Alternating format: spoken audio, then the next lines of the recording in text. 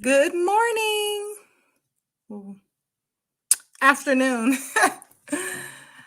I've been so busy preparing for this. I lost track of time. So this morning is going to be a brunch and chat. And I have the thumbnail ready afterwards. I'll post it. Because that's not really important right now. Let's get to these topics now.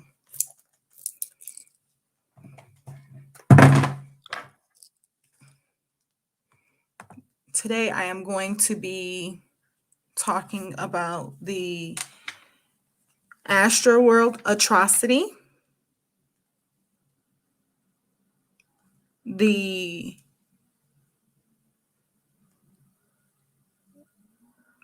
Hazing incidents that they have been going on for so long. I can't really even get into that too in depth because we all know that it's like traditions at these schools. I thought more so universities, but it's even happening in high school. So that's something that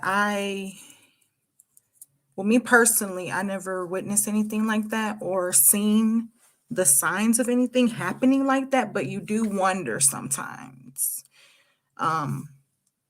Growing up, in high school, you hear stories like, oh, what's going on in the boys' locker room? And it gets a little, weird.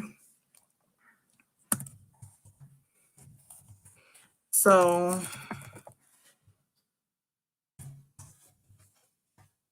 I don't really know. But the type of incidents that's been happening, I just wanted to talk about that because they're really, I'll get into it. Pearl Jam, and we're going to talk about some of the research I've done and the connections there and a Black student targeted. So there's recently been a video, I'm sure many have saw it,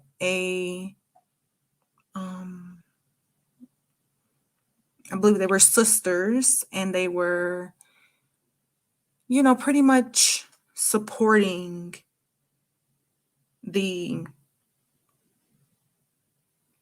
this type of culture today, like where people, they do things, they don't even think about doing them, and they just do them. They supported this heinous, act against this girl who just wanted to live and have a normal experience like every teenage girl wants to in high school. They want to have friends and they want to go to events and, not even if you're popular. So, and having someone that is putting out these type of videos that are encouraging people to take themselves out and stuff like that, that is just not right. And I most definitely could not just see that and just look beyond it and just say, oh, okay, it just happens. But it's not right. We shouldn't turn a blind eye to a lot of the, situations that's been going on. So the first things first I want to start off with is one of the newest updates. I was up getting everything prepared, and I stumbled across the news conference, the press conference, the most recent update on over 200 victims that have filed lawsuits in response of the atrocity that happened at Astroworld. So I watched that and heard all the different testimonies. And, it's not a coincidence that everybody's testimony is like really pretty much the same in a sense. Not even if it was like not as easier for everybody else to breathe, or certain people say, oh, I didn't really experience that. It was still very, very overcrowded and it shouldn't have been normal for us to be in a whole pandemic for these type of crowds to be normal. Like, it just took me back into a time where we were more free like this. 2019 was when our lives all changed. So, let's get into and also with the brunch in chat, I do have some, I really didn't eat, I don't normally eat breakfast because I normally fast. So I didn't eat breakfast. I normally don't. If anything, I'll have some tea, which I have had a couple cups of tea. And I'll have some fruit. But right now, I haven't as of now, I haven't had anything to eat. So I'm going to just have a plant-based sausage and some grits and some fruit. And one of my favorites, grapefruit. And I'm going to have a banana also. And get into these topics. Now,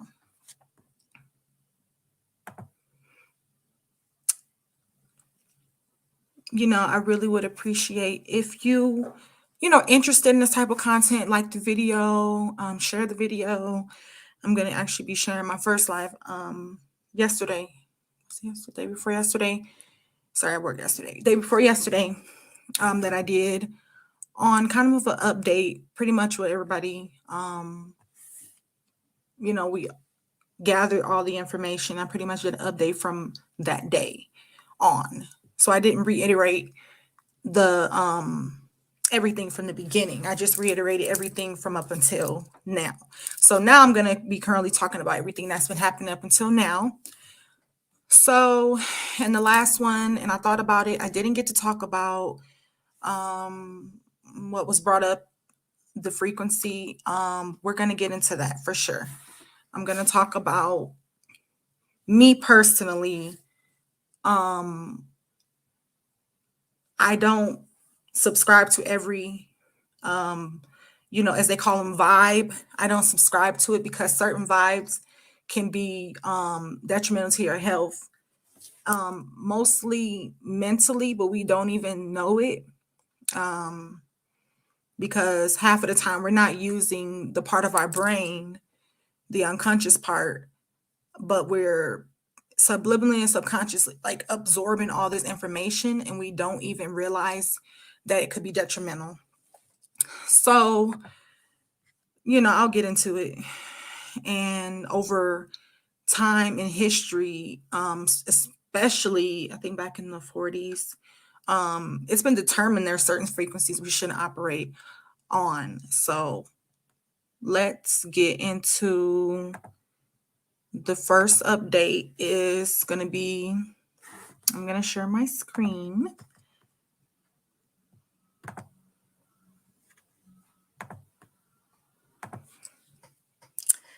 And good afternoon. So I literally been up all morning twisting my hair because it gets dry in the wintertime. So I didn't want to, have my hair too exposed and just, keep it cute. So let's go to this article. I'm going to pull it up and we're going to get into it.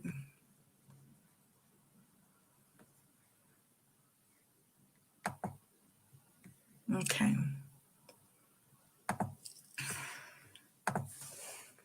Now,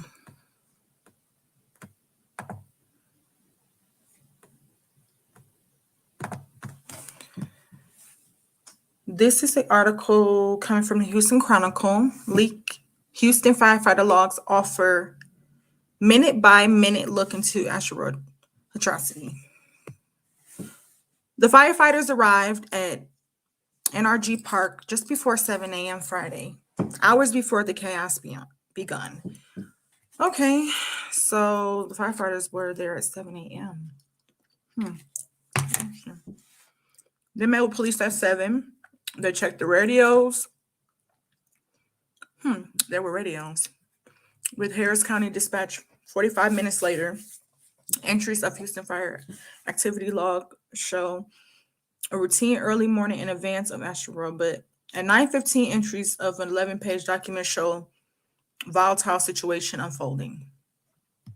So 2 hours before everything started, like pretty much being known, okay, this is like gonna be chaotic for sure.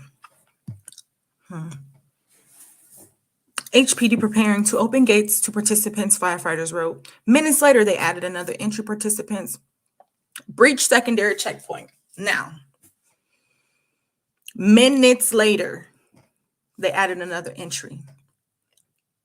The participants breach secondary checkpoint. So they probably got through the first checkpoint pretty peacefully. And the second one, they started to breach it. That don't sound like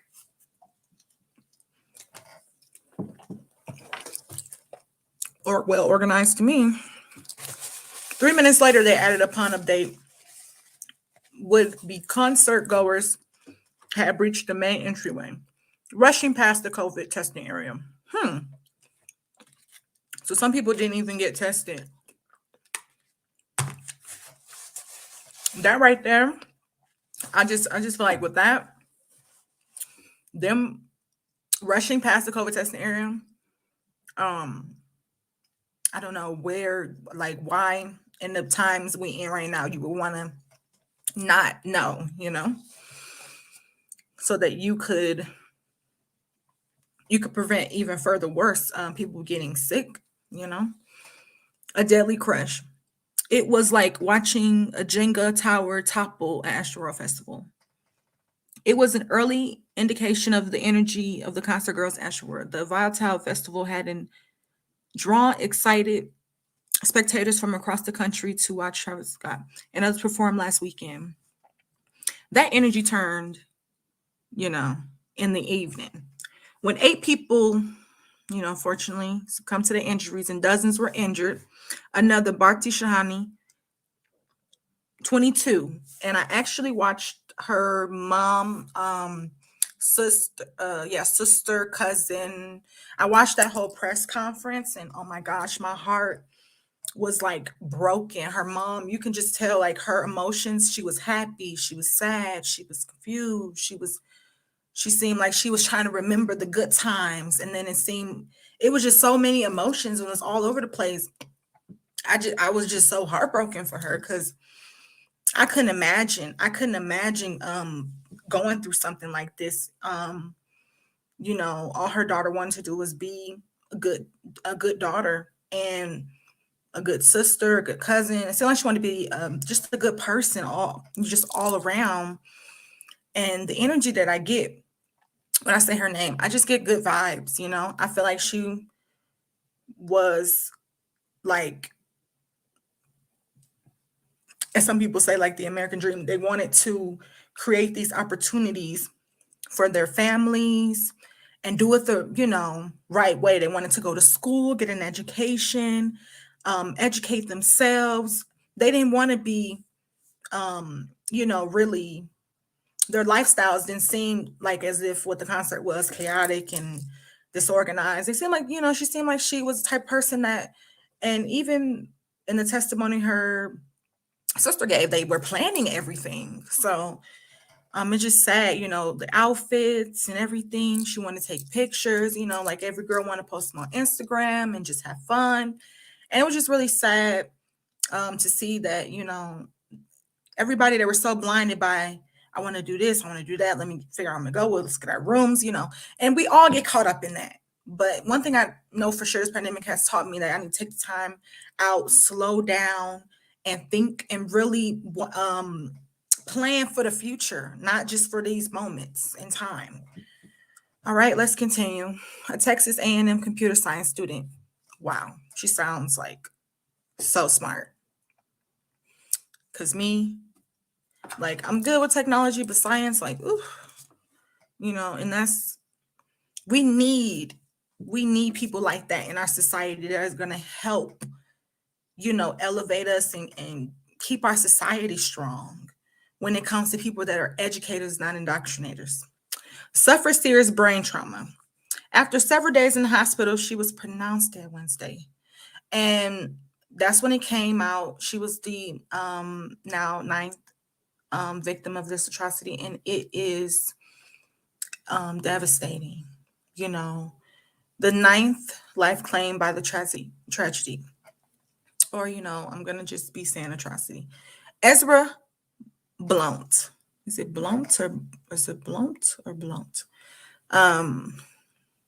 Prayers for his soul. Prayers that his soul is probably torn. He's so young. He's, soul's probably so torn. Like, but with these, especially bright young individuals, they're strong. Even they're, sometimes we think, oh, they're kids, but they know more than we think they know, and they're way, way more aware of what we think they're aware of. So you just have to pray for his soul, keep his soul uplifted, that he will win this battle, and that it may not be a miraculous, but we hopefully, we want a recovery, in some sort where he's going to get better and brain activity will start to see signs. Push life into him. That's something that we have to learn. When people are battling, you can't automatically think, oh yeah, they're going to be gone. No, we're going to pray. We're going to keep pushing all this positive energy, and hopefully that will, trump anything that has happened, because if he lives through this and tells his tale and fight this fight, it'll change a lot of lives. So, and it's sad, So it says he's 9 and he remains in a coma and gravely injured, which, we have to be careful with the words we say, gravely injured. That just, like, they're trying to put him in the grave before he is, I don't know. Correct me if I'm wrong. We can't sit up here and, we just can't think for 1 second that people aren't,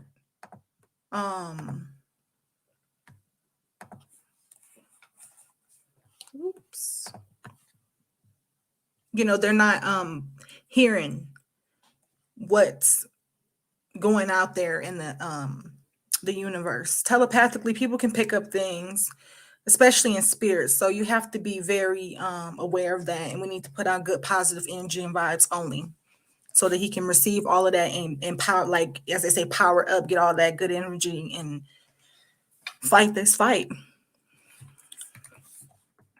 So I'm gonna put the link in StreamYard. I love open comments, chats. I love it. What are your thoughts surrounding the spiritual dimension of this tragedy? My thoughts, and it's so crazy. And I talk about this, on other platforms, because when it comes to spiritually, I get really, really deep because the spirit shows me things. And I had a dream 6 months ago, and I'll never stop telling this dream. I told it to my best friend, and when this happened, she's like, "Remember that dream you told me?" I was like, "Yes." And I was troubled. I've been fighting this spiritual warfare with this dream. I had a dream. I was in some type of a warehouse or something. And in all my dreams, I seem like I have like a veil over my eyes or something. And in this particular one, I could feel and see kind of the chaos, the confusion, people ripping each other apart. It was just like survival of the fittest. And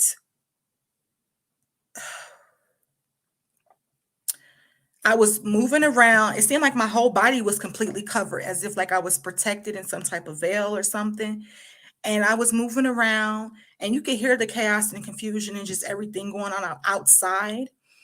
And I kind of got to a point where I felt like I was safe, and I was like in a corner or something. I could just feel, nobody like around me. And the doors kind of like, it was one way out, and the doors kind of like opened in like this warehouse or whatever. And all I heard was, "It's okay to come out now."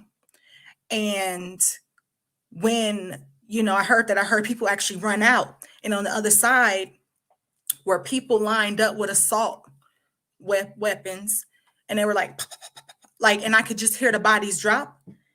And as like me in the dream, I'm sitting there thinking, like, I didn't move. Some of my spirit told me, don't move. Don't trust this. Just because you see one thing, things could be pulled over your eye. Like, now that I see that and go back in it and dream journal on it, I think like, wow, a lot of things I dream about come to pass, but I never put them with real life events like this. And something in me was like, you have to talk about this. You have to talk about things that stir you up in your spirit, because this is most definitely spiritual warfare. This is a time in the universe where we all need to decide. We right here. I've been in this spiritual realm. When you're in there, sometimes when you first enter, you like in the middle. It's like a highway. And you see darkness over here, and you see the light, and you see the joy, and you see the happiness, and you see life ultimately. And you get kind of pulled. I'm not gonna lie, you get kind of pulled. And you have to decide. I have met so many people have practiced different spirituality, practices, and they have tested me. I've been tested by people telling me to wake up at 3 a.m. and talk to spirits. And, I don't know if they're trying to bind me or what. And then I've been tested where people tell me, hey, I have a family history that were witches, and they're haunting me. They're telling me if I don't make a decision and I don't do what my family says, I feel like I have radiation, my skin's burning, my hair is falling out. She's like, there's chemtrails over my house, and me personally, type of person that I am, I have been a Sunday school teacher, my walk with Christ and into spirituality, and I bring that with me. Something, and she told me this. I first time meeting her, and she said something in me told me that I could trust you, and I can get healing from this. So when that happened, I was like, this is my like gift. And when I seen certain things about what happened before this incident, during and after, it's starting to add up, and it's scaring me. So that's why I have to do this. It's like the spirit's telling me, you have been kept, like, we've been having this type of relationship for so long, but you need to tell other people about what's going on, because I pray on things, I meditate on things daily. It is ritualistic. People don't understand. And I'm going to talk about the ritualistic behavior that we have as a society, and we don't even know it. Yeah. But thank you so much, Matt. Like, I love to, talk about these things, and, we're going to get into it. So that's what I feel. I feel like me, obviously, I look at symbolism and stuff. I take that very seriously. Even with the way our our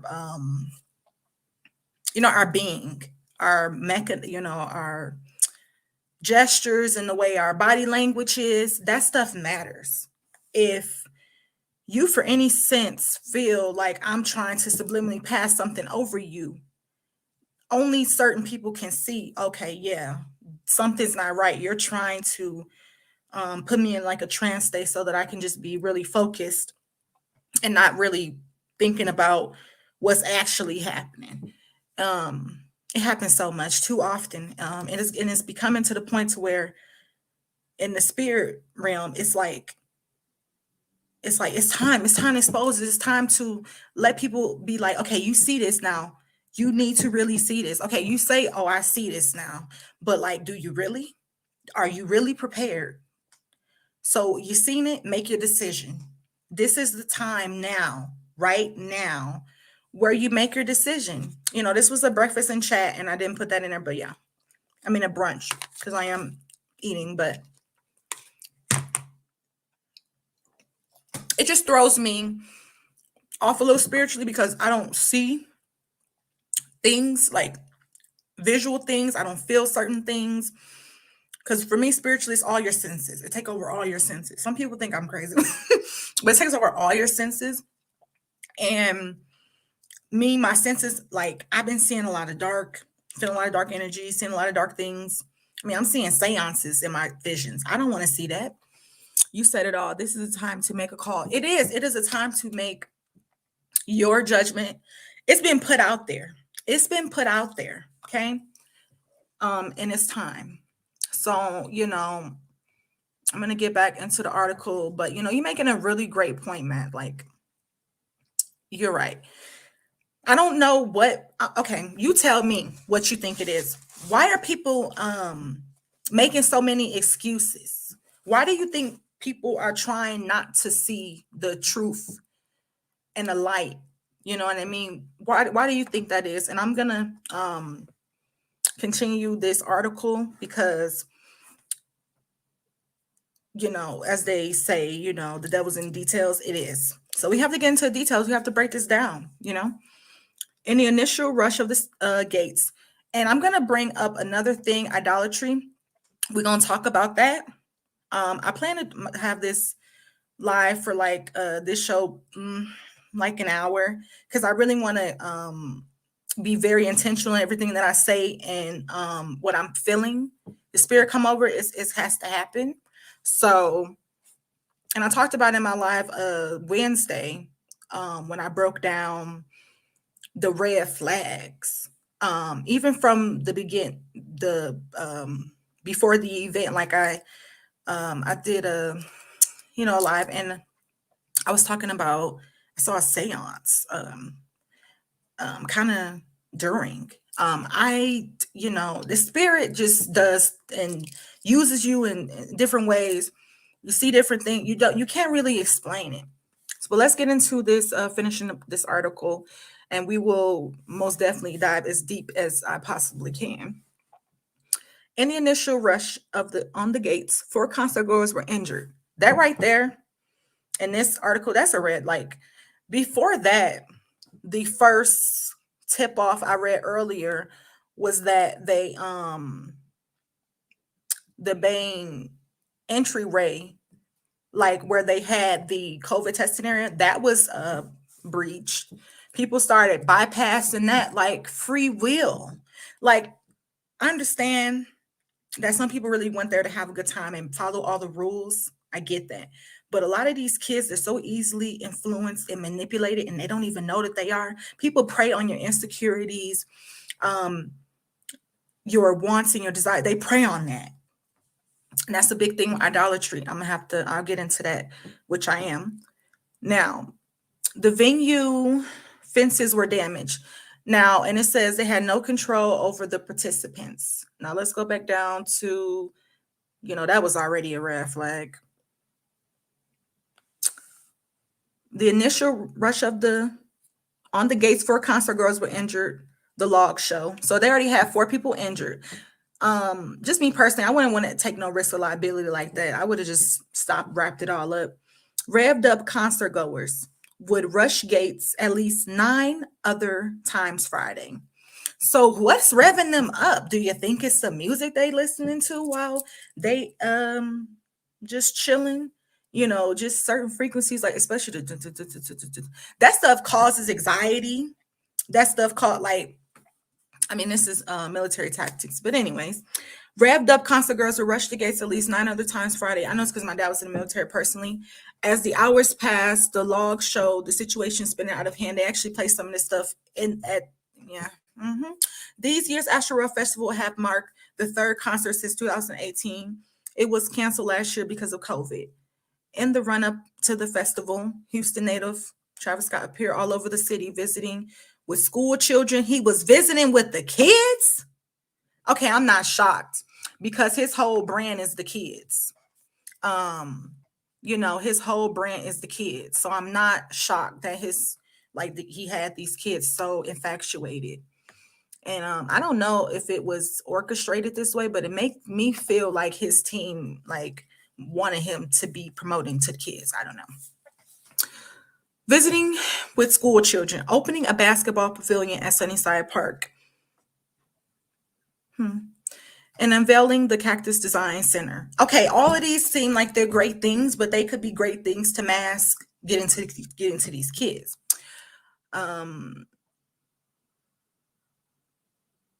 And Design Center Scott, known for his high energy concerts. I want to know personally, because my last name is Scott, like my real one, and I want to know personally why. I want to know what's the thing behind his stage name, because it makes me want to do more research about my own last name and the history behind it, because I don't know.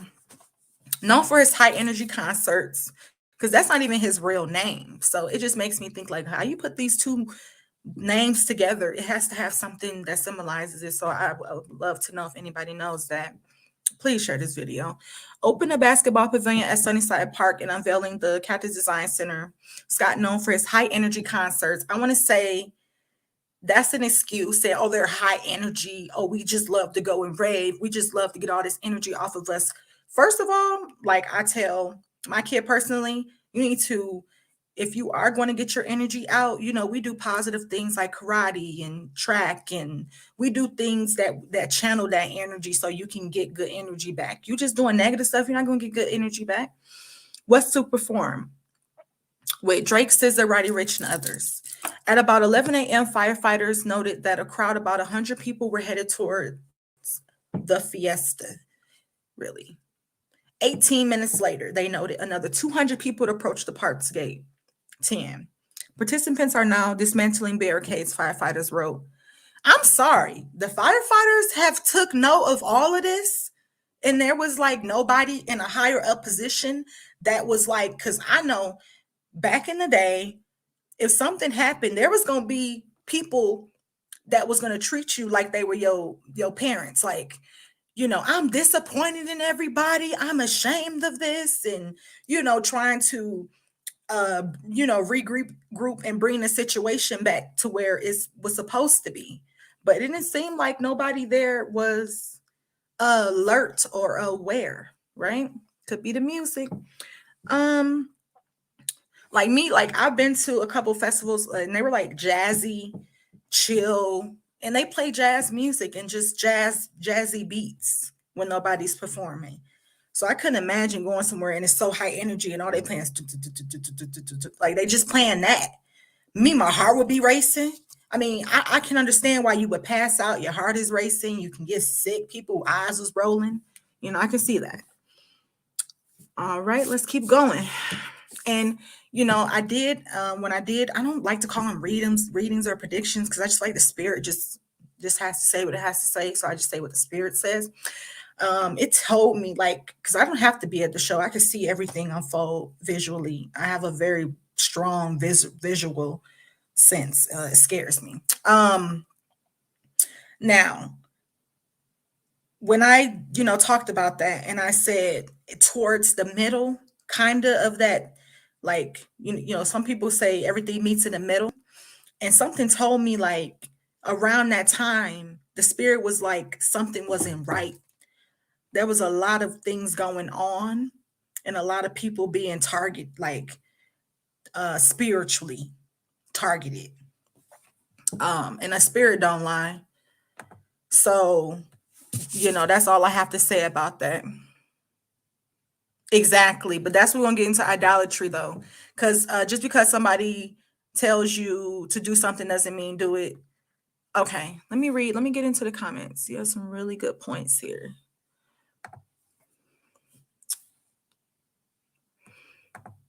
All right. This is why I'm upset about soul blame being placed on Travis.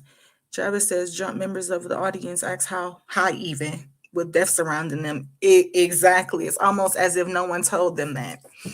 And that's something about, like, when people idolize somebody, people have to understand that back in the like BC, people were idolizing these idol figures, and they will give their kids, they will give their last everything just to get to be at the foot, not even at the head, just the foot. And they think that they're gonna get some type of great karma from it or whatever, because this idol makes them feel like, okay, I'm gonna do something for you if you do something for me. But in all actuality, it's like that Rumpelstiltskin type thing. It's a double-edged sword. It doesn't matter. I'm gonna get what I want, and you can just go. You know what I mean? It's not about keeping up your end of the bargain, trusting. When you messing with these type of entities, they don't care about your family. They don't care about you. So why do you think they care about your fans? Okay. So let me keep getting to the next one. Just because someone yeah, exactly. I got into that one. And this is by a product of how we've been raised, young generation, to follow orders. I'm not sure. I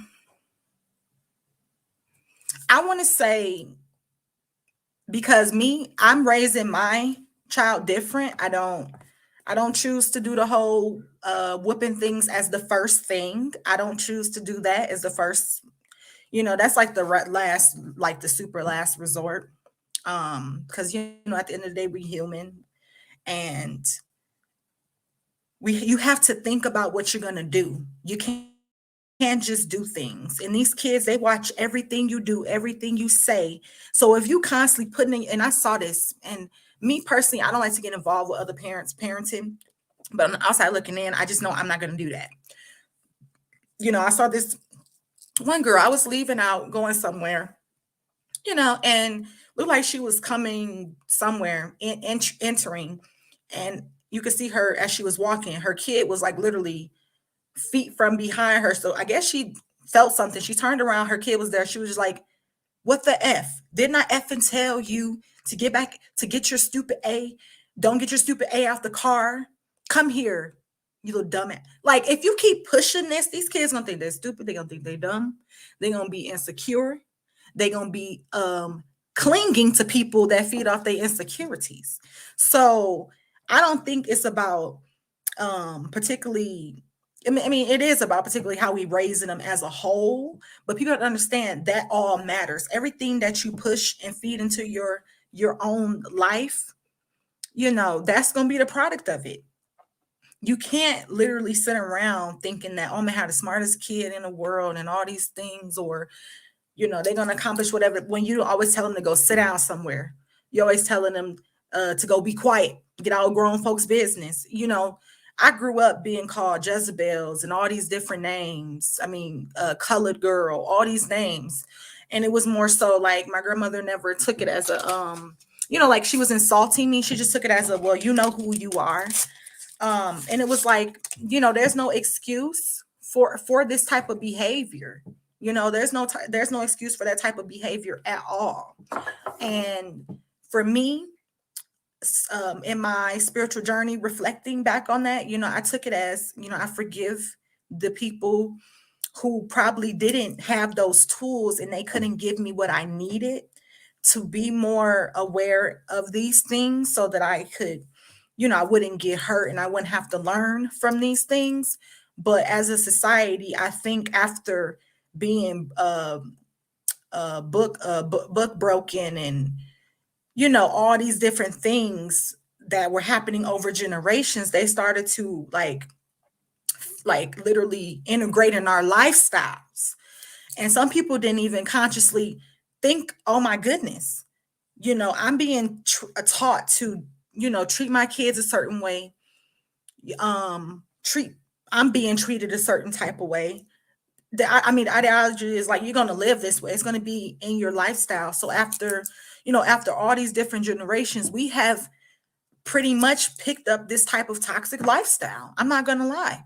A lot of people do not even notice that they have these type. Like I watched, I love Super Nanny. I'm not going to lie.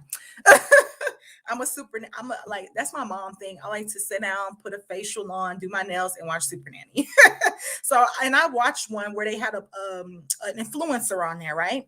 And this influencer, she was always on her phone, always doing stuff, and she never paid attention to her kids. Her kids would call her all types of names, was cussing her out. You know what I mean? And she was just sitting back, like, and her husband was doing the same thing. And the kids picked it up from him. So she knew that,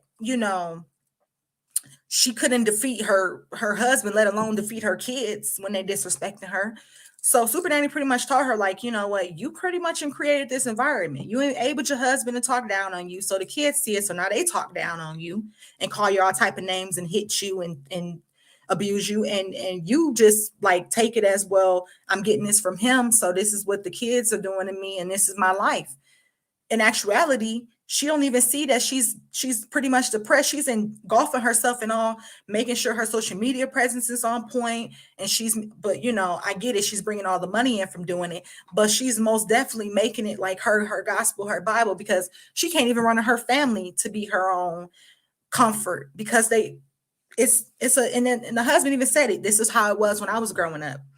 For me, you get married, you make a decision that you want to have a family with somebody. You don't make a decision that, oh, one-sided. This is my version of what family is, and then this is their version of what family is. I don't agree with that. And I think that is an excuse. First of all, we have to quit making these excuses, and we need to take accountability. I don't curse at my child. I don't do any of those things because I know how it affected me. I'm not a bad person because of it. Some people don't actually see the brighter side of these things, but it made me a better person so that I can try my best within my power to try to raise a better, child, and put people from that is a product of me, make sure they're really good human beings in society. It's not about being black or white or whatever. It's about being a good human being in society. And everybody needs to understand that we all bleed the same. We sometimes in a way go through some of the same similar things. And it's not a coincidence, because it's not about, and I think that's the bigger picture here. And I'm going to talk, I think I should do like another live on this. The bigger picture is when people talk about world domination, it's not about over one race. It's about everybody. So let's not get it twisted. Okay. Yeah, what do you think this causes? Okay. Let me finish the article, because I'm sure it's a lot more I need to get into, and I'm gonna break down that whole idolizing thing. Okay.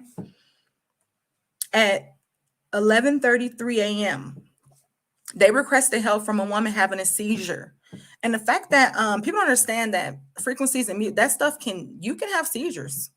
You can it's sad people don't do research, and it's sad that we have all these, like, we all have technology at our disposal, and people aren't actually researching what happened in the 40s and the 30s. I'm just being honest. Okay. I research every era I can, the Victorian era. We need to get into how they used food as a weapon and how they use that to control the population. It's not a coincidence that there was arsenic and everything. You know what I mean? We have to really be honest with ourselves and understand that these things are real. Let's go. Over the course of a day, the venue's private medical provider, Papa Docs, and the fact that it was a private medical provider, that is a little, Paradox, worldwide medics and physicians would treat hundreds of people. My whole thing is, I have to look up Paradox, that private medical provider, but how many people do they have in, like, within this company, within this entity here? Because it didn't seem, for me, outside looking in, there would have been 50, at least 50 people in each different section, medical professionals, and there would have been at least 100 security guards in each section. I mean, it was way too overcrowded. It needed way more security guards. And the fact that they were taking off their vests and blending in, that just shows you how the idolatry is on point. Because when I heard that one security guard on TikTok was talking about how she saw people taking off their vests and blending in, you see how strong that they wanted to, in a sense, worship him. They were willing to put other people's safety at risk to blend in with the crowd. Okay, let's continue. Minutes later, they know that other participants were storming the venue entrance just a few minutes before noon. Police shut down the merchandise tent log show. And I think that was because of the pushing and the people were, they don't understand how brainwashed they are, but you are that, you worshiping this person so much and you idolize them so much that you are willing to push somebody aside, hurt them to get a t-shirt, to get a hat, a hoodie. So it's not like, I'm not shocked that people will literally trample over each other just to get closer. I'm not shocked. When you already are pushing to get ahead of the line to get some merchandise with a face on it,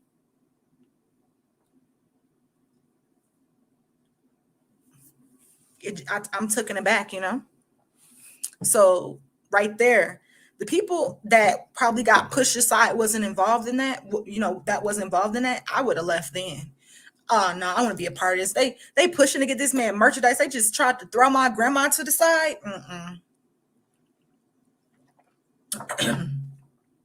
I didn't think grandmothers would be into this type of music, but grandmothers was out there, you know?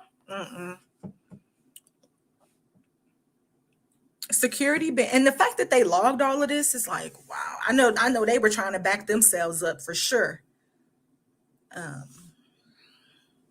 Security began moving people without wristbands to separate areas, because I'm sure there were a lot of people who didn't have wristbands, probably over 50,000 people who didn't have wristbands. Transporting adults to one area and juveniles to the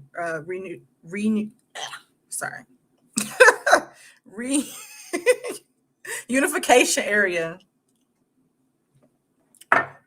Sorry, when I fast, sometimes, certain things don't click in the brain when you haven't ate for a minute. Be patient.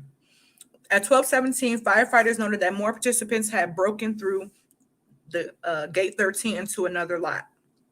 I wonder how many gates was it? Because it's a lot of gates for them not to have security at every gate. Like, if they have 500 security officers and it looked like, the way the setup was in a crowd, it seemed like it was 2 up here and 2 back there because it was across. Would have had 100 security guards in each section and then 100 out in the festival if they had 500 security guards. I'm just saying. But I'm sure they didn't, because all the confusion, people just was like, I don't want to be a security one. I'm already in here. Might as well enjoy the show. And that's sad. All day, in fact, firefighters detailed attendees trying to break through under and around gates. And I mean, we can't ignore the fact that he was tweeting, telling people pretty much, oh, come on, come on in. We letting the wild ones in. And everybody knows what that means. We're letting the disruptors in. We're letting the people who are really about that life in, who will tramp somebody to get closer to me. I mean, the fact that he was pushing all these things, it's like, if I was, in that position, the fire department or the police department, if I would have seen these things, because they have the FBI tracking people's Twitters and stuff. So you telling me, and they have people that specifically decode these tweets and stuff to figure out what they're saying. And they stop certain, in some cases, they stop certain things from happening. With that, they should have shut it down. I mean, period. It just don't make any sense. All day, in fact, firefighters detailed attendees trying to break through an underground gate. Shortly before 1:30 p.m., they wrote that people were using bolt cutters. Are you kidding me? To enter the green lot. Police detained 5 people after just 2 p.m., while Apex security guards released several others a few minutes later. So it seems like whoever was trying to do their jobs, they tried. It seemed like some security guards tried, but when you got people coming in with bolt cutters, are you kidding me? You know, you made me feel like there was some type of, you know how they have private chats. I don't know. I have a feeling that there might have been some type of private chat going on amongst people who were planning to do this, because it was already, they already had the idea from, their favorite artists to do it. So they probably all had made a chat like, this how we're going to do it. We're going to meet up here. We're going to show up here. We can't put nothing past, especially this newer generation, because they can do that. They have these private group chats amongst fans and stuff. I mean, we can't be like it can be a factor, because how would you know to come with some bolt cutters? Usually people who do stuff like this, they do it on a spur, in a moment, and they just do stuff like this because they know they can get away with it.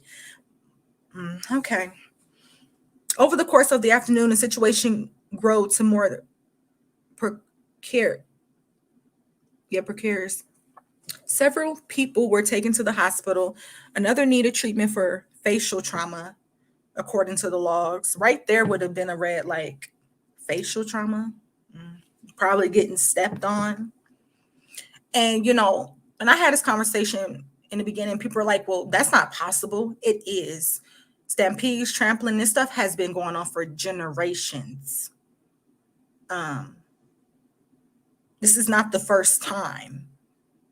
It's even happened in some battles where stampedes happen because the excitement, everybody want to charge, and that can happen. Everybody can fall over each other and lead to their own demise. Those things aren't smart to do when a whole group of people are running at one time. I mean, that's not logical. Anyways, authorities found a girl whose hands were covered with lacerations from scaling the security fence. She did all of that just to get in. She hurt her own self, caused self-harm. This is sad. At 3:21, police asked for help after seeing a large group trying to scale the fence. All this stuff now coming out. This is sad because this atrocity, most atrocities can't be prevented. Tragedies could be prevented, though. About 40 minutes later, they reported that 11 people were being detained in the park's purple lot.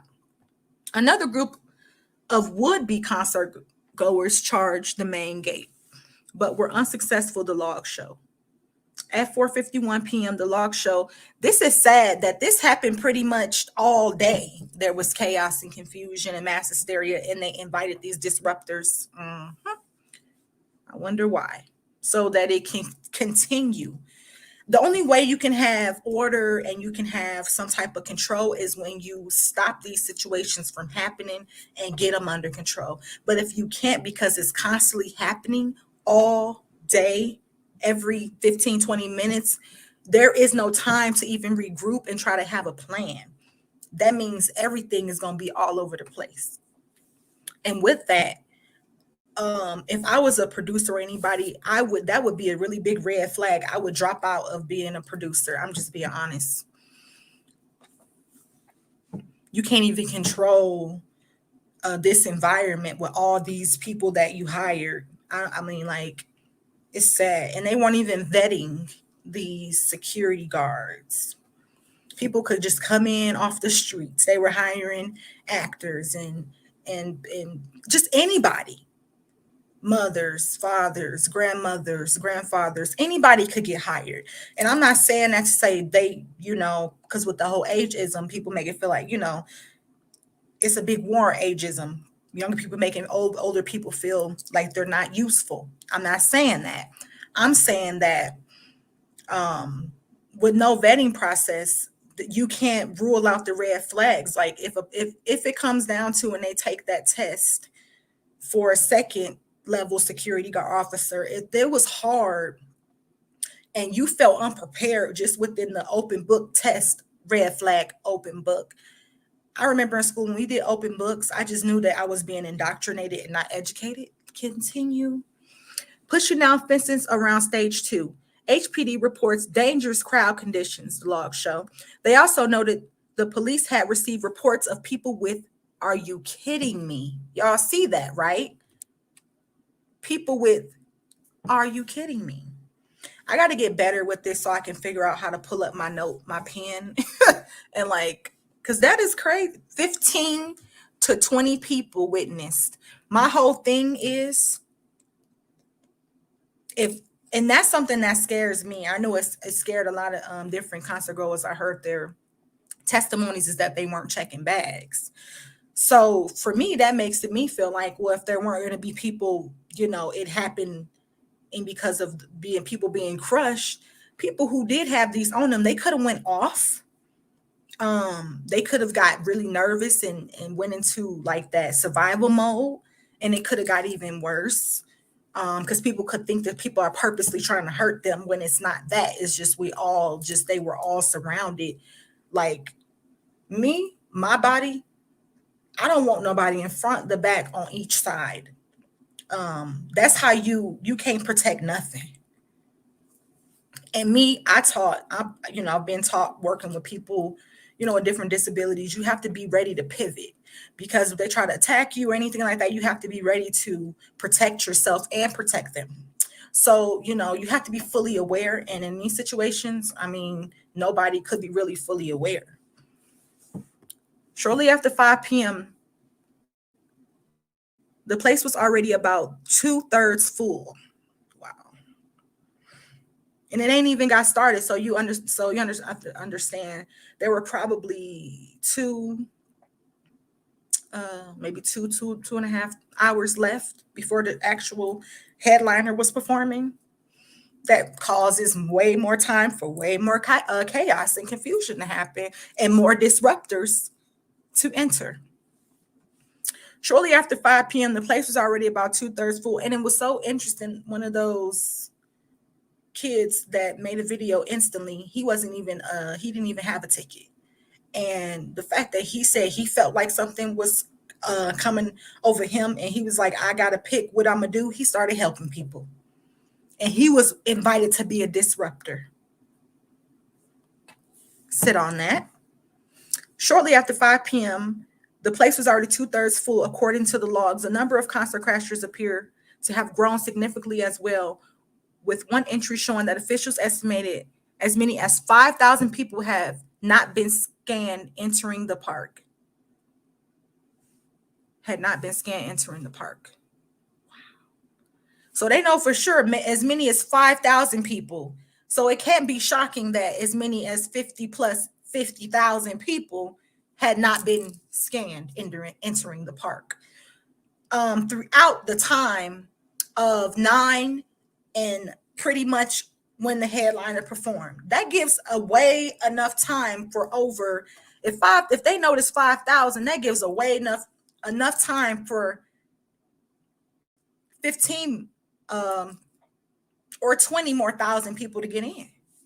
Police continue to respond to calls of people pushing down fences at 5:50 p.m. an hour later. They reported a mob at Main Street at 7:15. Are you kidding me? And you don't think that mob was orchestrated?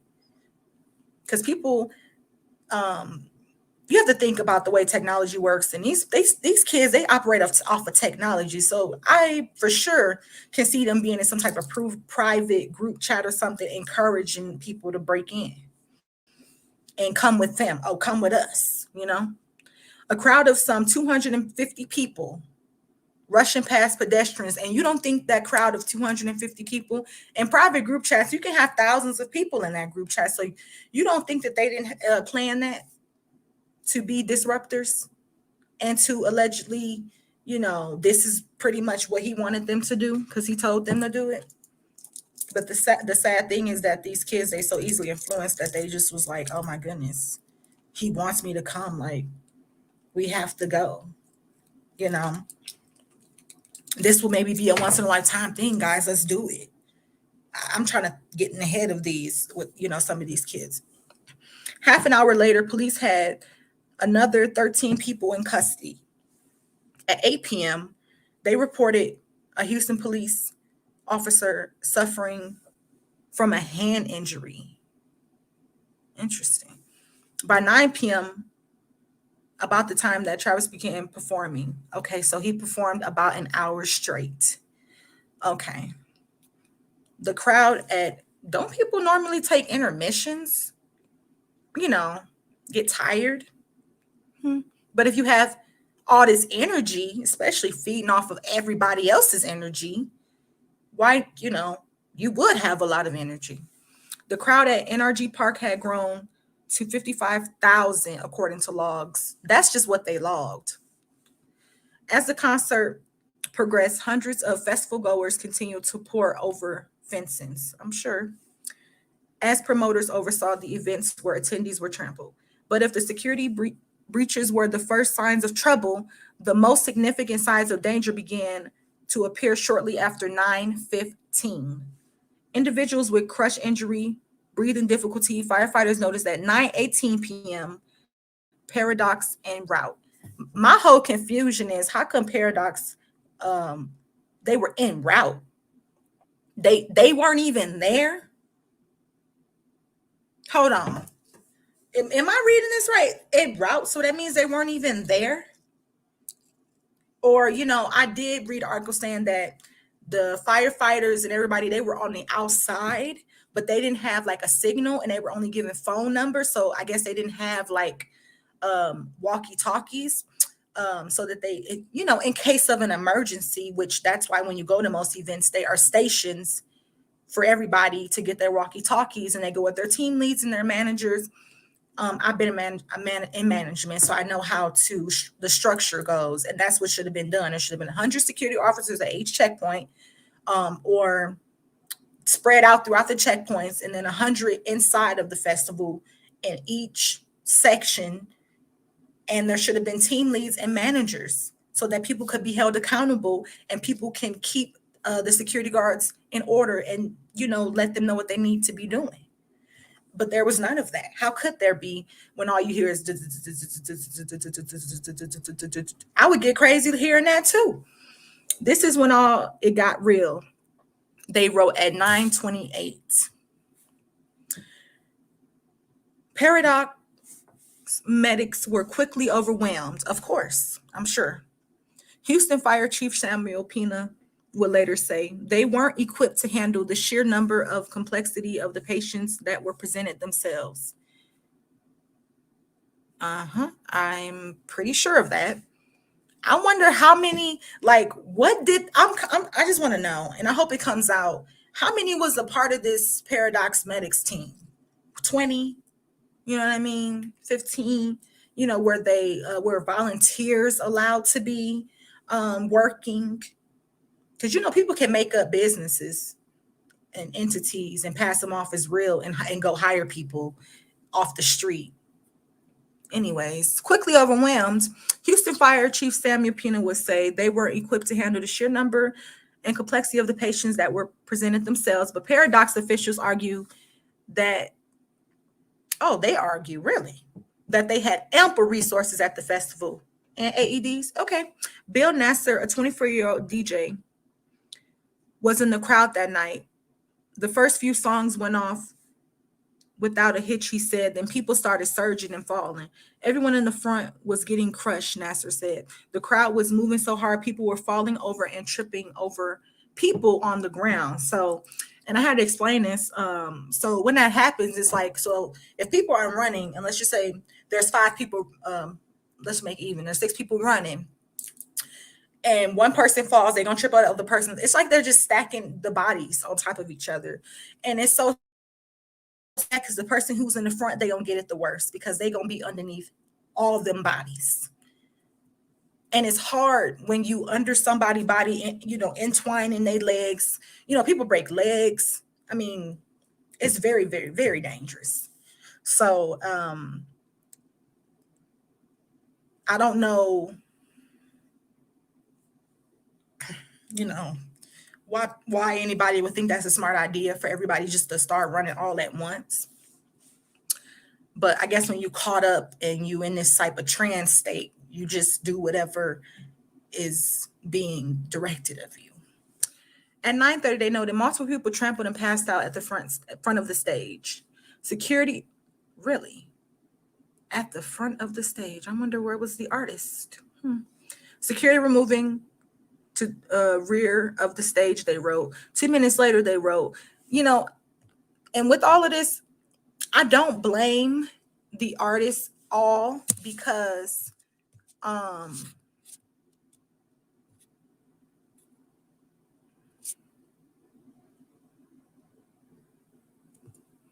it says, I remember hearing, well, thanks, Matt. I hope you subscribe, and I will catch you later. I remember hearing someone say that we like to believe we're better than we think we are. What happens as a result, it slips out, etc. Exactly. True. Very true. Well, thank you for joining.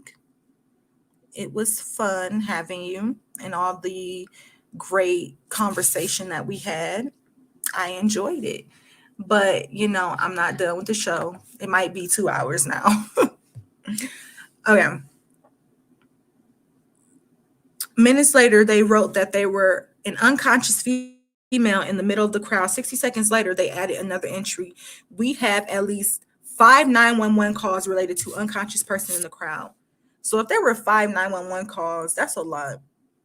I mean, I can understand if there was like one, then it could be like, well, we didn't know, but like 5, and wow. And this is just like they were racking up all of this evidence, in a sense, to me, to protect themselves of everything that they saw. It looks like the fire department. Related to an unconscious person in the crowd, report of possible CPR.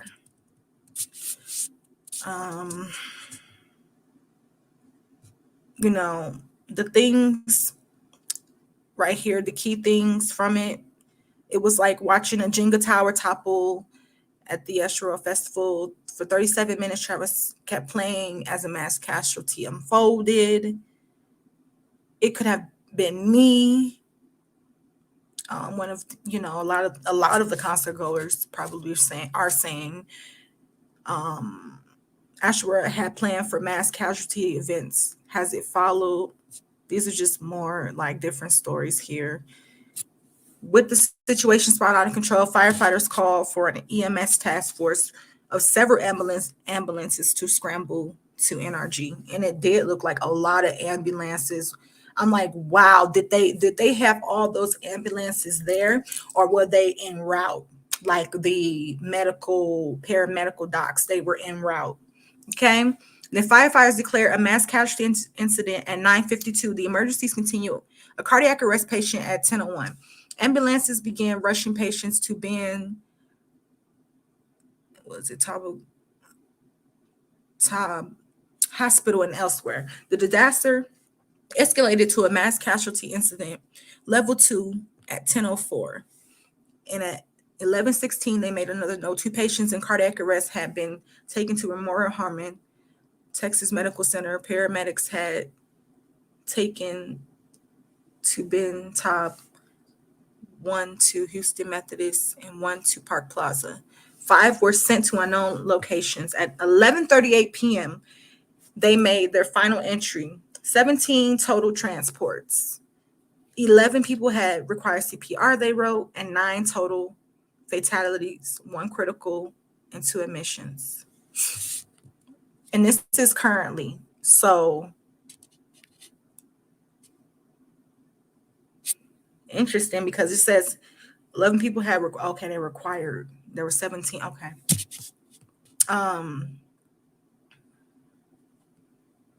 So in the comments, let's see, there's a couple comments. Oh, there's no comments. Well, with everything that in that article and everything that I talked about there was pretty much seen in a nutshell like negligence. It seemed like negligence, like, I don't know. Do people not think that, okay, there were 50,000 tickets sold, okay. But they kept track of at least 5,000 people. So why didn't they at least say initially 55,000 people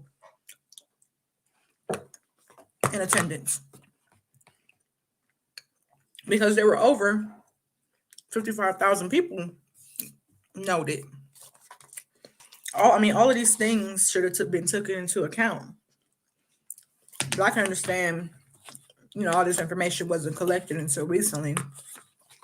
But it's just sad.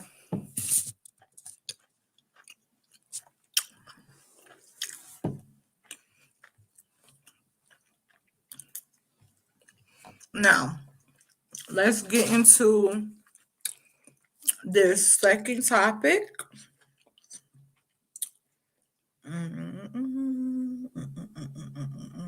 Okay.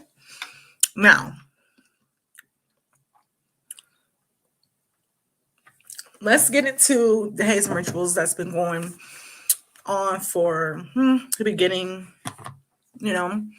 So I did look up how many, people have succumbed to injuries during these incidents. And it's been over 200 since 1838.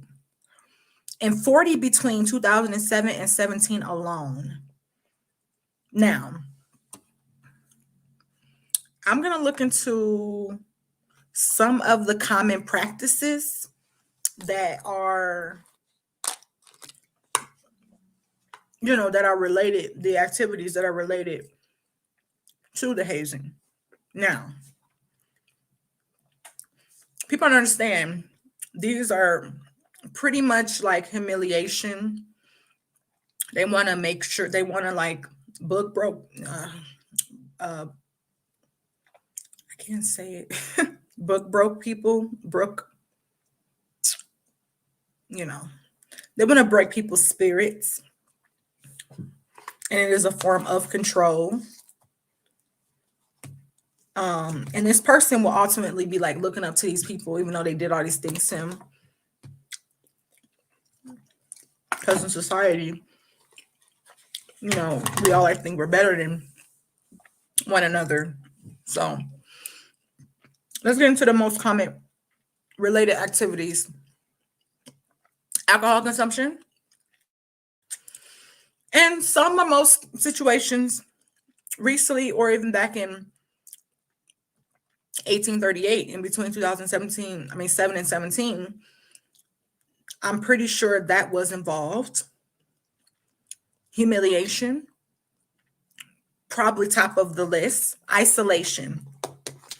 So it's pretty much easier. I would say it's easier if you have some type of group or something that you're a part of, and this happens, because it'll be easier for them to isolate you so that they can, in a sense, get you to do these things. And willingly. Because a lot of people like to say that a lot of these incidents, they could have been avoided. But how can you avoid something like this when it's a trend or it's culture or whatever, and people do these things willingly? They convince other people to do these things willingly. I mean, it's crazy. I mean, how manipulative this world can be, and the people in it, for sure. Sleep deprivation. Now, the sleep deprivation thing for me, that can break you down.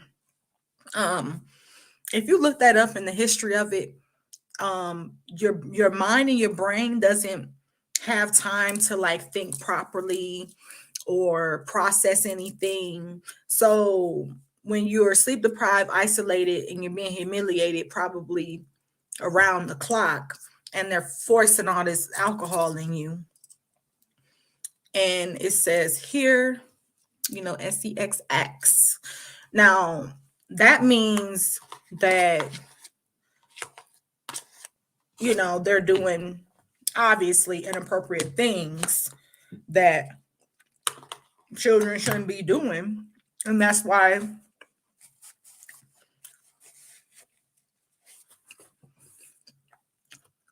and even in some cases they get the younger, more shy, vulnerable kids who just want this type of accolade, or they want this on their resume, or they want to get into this certain type of elite group because they think it'll help them, but they never really realize what they're really signing up for, to the point where once they go through this, they're going to have automatically the thought process of, okay, if I do become like a head in a fraternity or something, or the head of the team, then I got to do it to everybody else because it was done to me. So it kind of it traps you like in this train of thought. Even though you go through this trauma, you feel a certain type of way, and you're like, oh my gosh, nobody should ever have this done to them, just to be a part of an elite group. But then when it's time for history to repeat itself, what are you going to do? And it seems like they keep carrying out these rituals. People get upset about what they suspect took place, place of Astroworld. That was a ritual. But we willingly do rituals every day. We willingly are chasing after something. What is it that we're really chasing after? What is it that we're really trying to accomplish here? In this lifetime, you have a choice to make good decisions, make bad decisions. Like everything is a choice. So we can't just say that a lot of these people in these situations, they just willingly do it. They have been grossly intimidated, manipulated to think that this is okay. And that's why when we gotta talk about them all. That's how I feel. We talk about one ritual, we gotta talk about them all. I'm pretty sure there's way more out there, but you have to understand that these people, they're they're not going to stop the way that they think. They're not going to do any of that, and they're not going to change their structure that they have put in place to keep this type of culture going.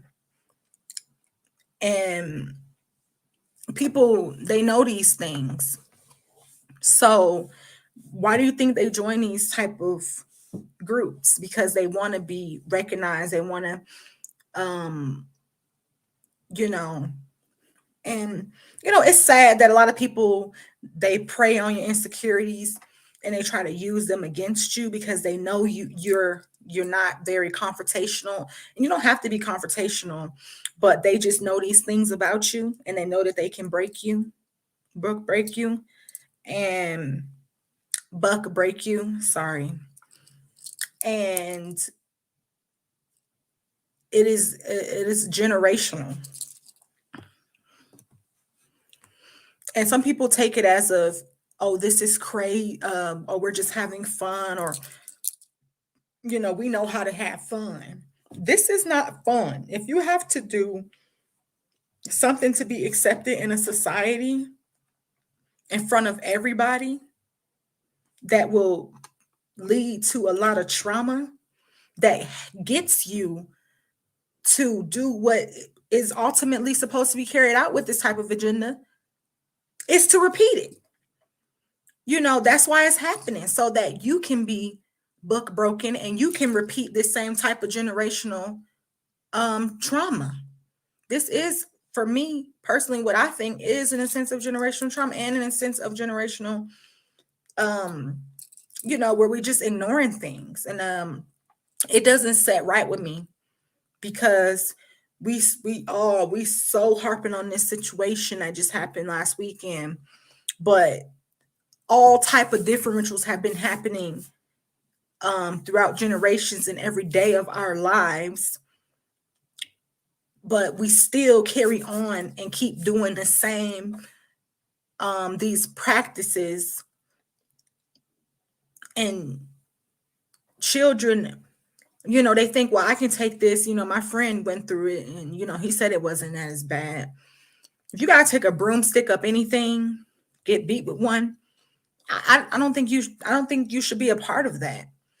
It is already setting in your head that this is the type of stuff that they think that is okay, and will make excuses for it.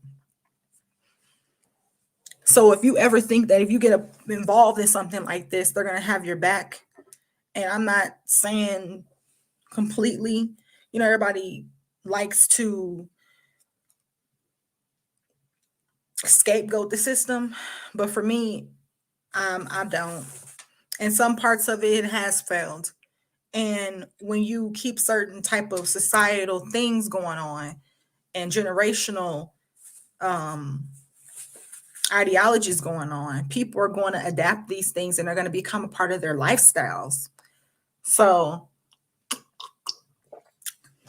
and when you have something, that you call the lifestyle, people are more inviting. It just seems more inviting.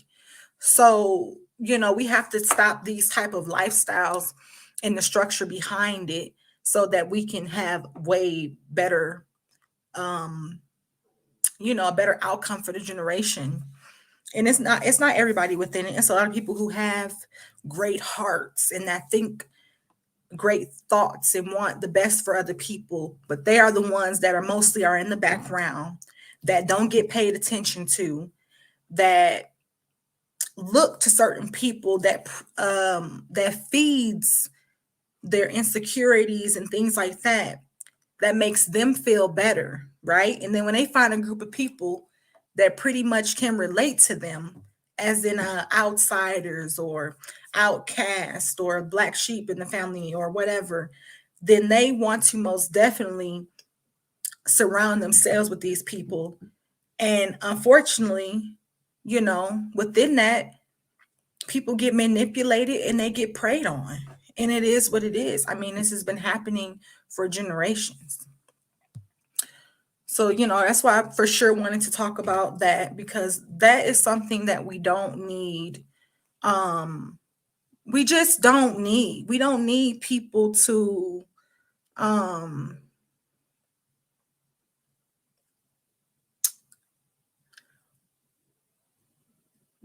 keep repeating this.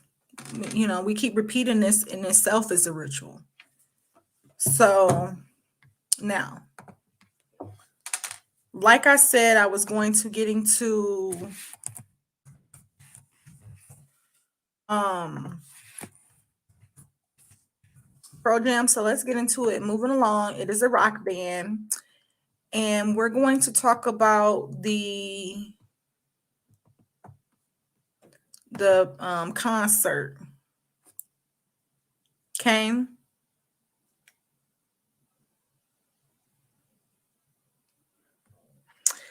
Now, this was a European music festival in 2000. If you know of them, leave that in the comments. If you listen to their music, you tell me what type of music, what type of vibe they have. Leave that in the comments, because I want to know. And about the hazing thing, have you ever been a part of a situation like that? How did that shape you and your ideology and what you think moving forward of society?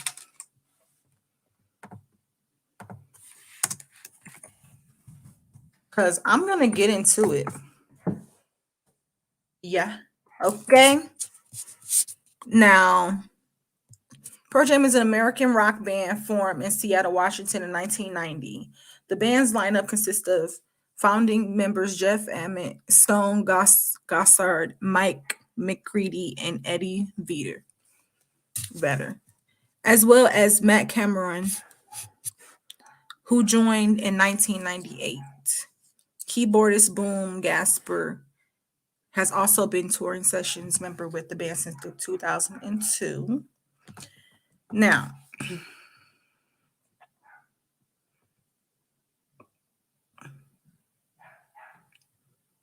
let's talk about that. Unfortunately, a lot of people succumb to their injuries in this situation with the Pearl Jam concert. And just like the article, I'm going to share my screen here. Like it says, we still haven't learned. We literally still haven't learned from this incident here. And I mean, a lot of people, they don't know. So that's why I'm talking about it now, because they don't even know about, the Pearl Jam incident and what happened there. Not a lot of people know. So, I want to just make it where is it? I want to make it a point that we talk about it. So I'm going to share my screen.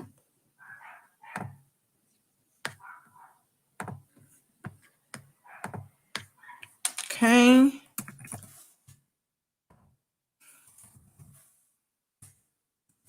Oops. Oh. Okie dokie. Just 1 second.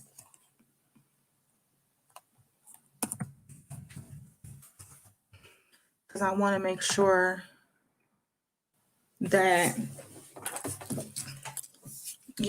I am getting the correct information, making sure that this article, okay, so this is,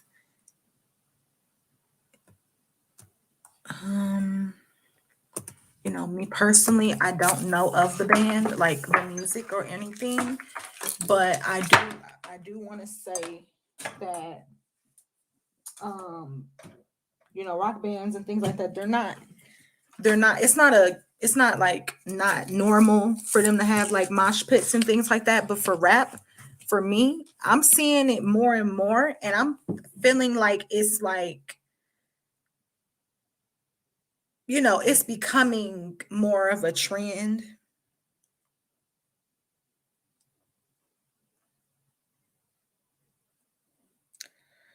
So, and I don't know if that is a good idea, At a 2000 European Music Festival, 9 people were killed after a crowd stampede that occurred while the band Pearl Jam performed. Really? Because it just came out today that there were 9 confirmed, unfortunate, they all succumbed to their injuries, all 9. And right here it says there were 9 people in the crowd after the stampede occurred. The band Pearl Jam performed.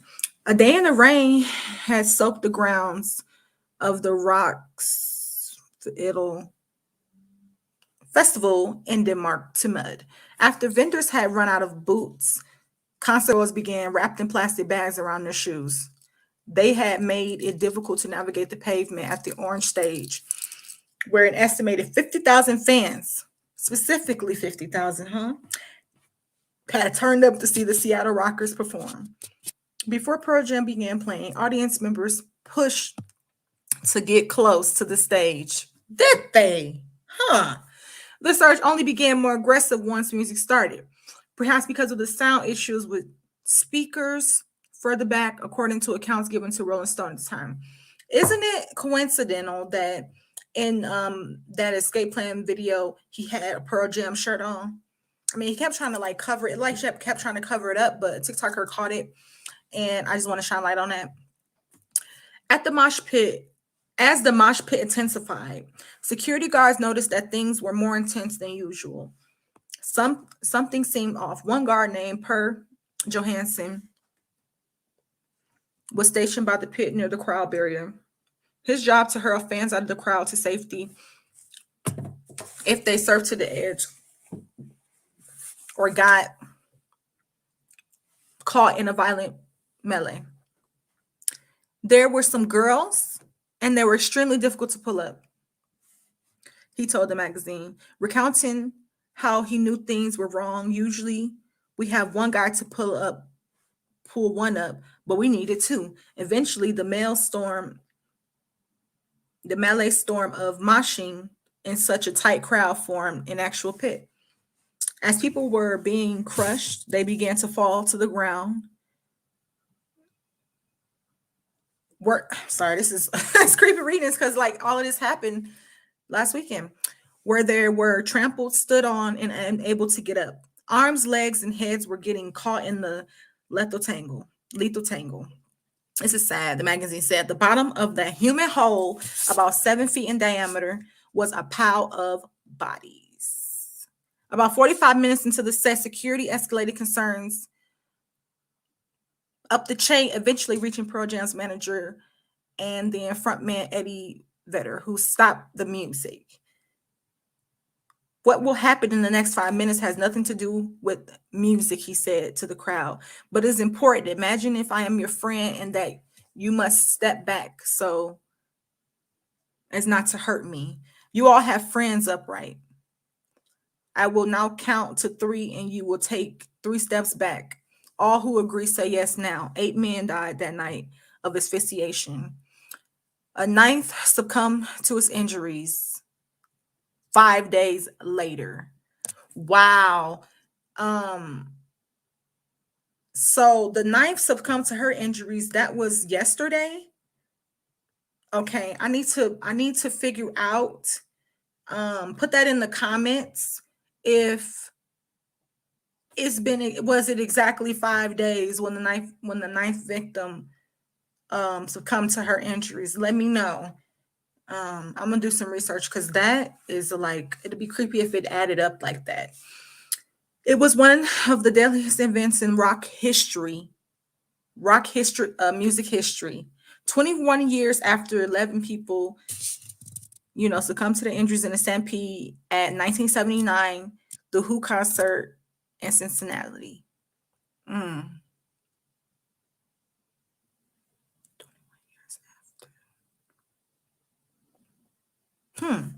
So this happened exactly 21 years after. And wow, so before that, 21 years before that, this has happened where 11 people died in a stampede in 1979, because this was in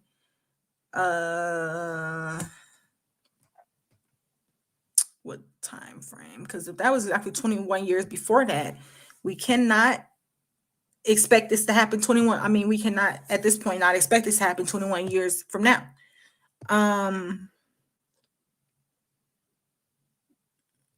I want to just see exactly the time. 2000, and that was 19. Yep, that was I'm right on the money. That was exactly 21 years. Listen to how exactly this is. This was exactly 21 years before Pearl Jam, and then when Pearl Jam happened 21 years now that's when we had Astroworld. Okay, what happened during Pearl Jam set in 2000 has been brought up frequently in recent days. Why not though? 8 died, at least 25 were injured following a violent and dangerous crowd surge. Yeah.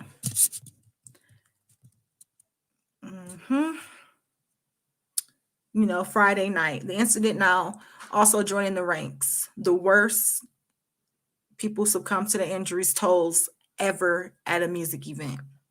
The comparisons between the two events are haunting and uncanny, but at a time of unanswered questions and reckoning over just how inescapable dangerous music festivals may be, the Pearl Jam incident of 2 decades ago prior. And that's crazy that it happened, the Who and then Pearl Jam and then this, you know what I mean? And they all happened 21 years apart. The Pearl Jam incident of 2 decades ago provides at the least the very least, I mean, this article is just pretty much saying all it provides. We should have took the precautions. There should have been, people need to do more research about things that aren't happening now. We're so caught up in the now and what's trending. We don't even think about what happened in the past.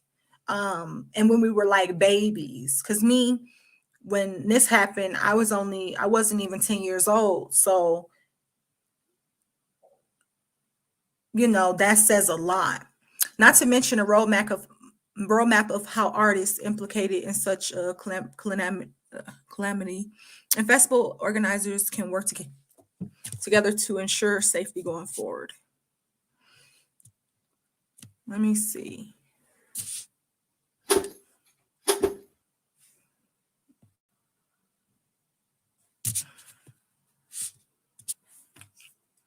Before the music started, people were stumbling left and right. Half an hour in, I knew it was life and death. I couldn't lift my arms. It was difficult to breathe. I lifted my head to feel clean air. I was scared for my life.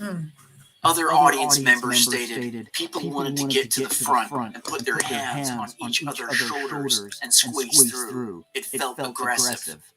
At about 11:15 p.m., approximately 45 minutes into Pearl Jam's set, security guard Johansson turned to his security chief in the pit and asked her to stop the music, telling her, "I think people are dead." Pearl Jam were coming to the end of their song Daughter when this message was conveyed to Eddie Vedder. Vedder then stopped the music and addressed the audience. Hey, thanks a lot. I need to tell you something. It has nothing to do with music. It has something to do with personal safety. You guys are amazing, it seems, but there seems to be a problem up front here, and they're going to ask us to stop for 5 minutes. All right, so there's nothing going to happen musically for 5 minutes, and while we're stopped, I'm going to pretend like I'm your best friend and do me a favor, okay? Because you have some other best friends up front here that are hurting, okay? So would you take 3 steps back? And I'll ask you on the count of 3, okay? Just everybody at once, maybe. I haven't done this in a while, so let's try it together, okay? Give me an answer yes if you want to help out here.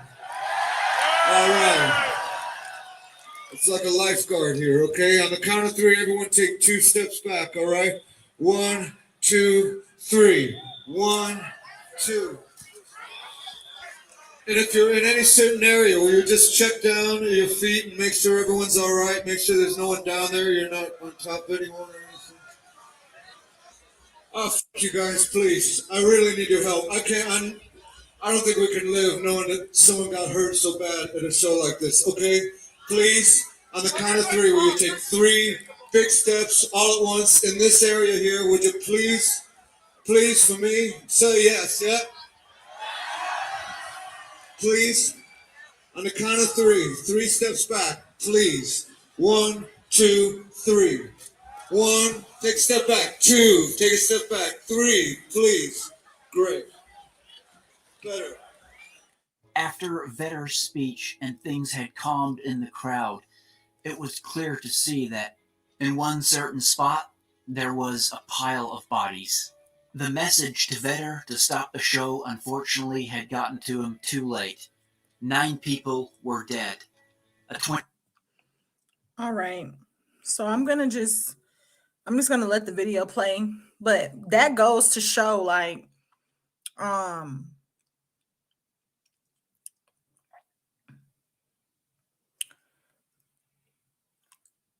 even when they did stop it, and they were actually trying, that he's like, it's nothing about the music. He had to let them know this ain't about the music. And it seemed like low key they were kind of like disappointed that they had to go backwards instead of come forward. I thought I heard a couple boos in the crowd.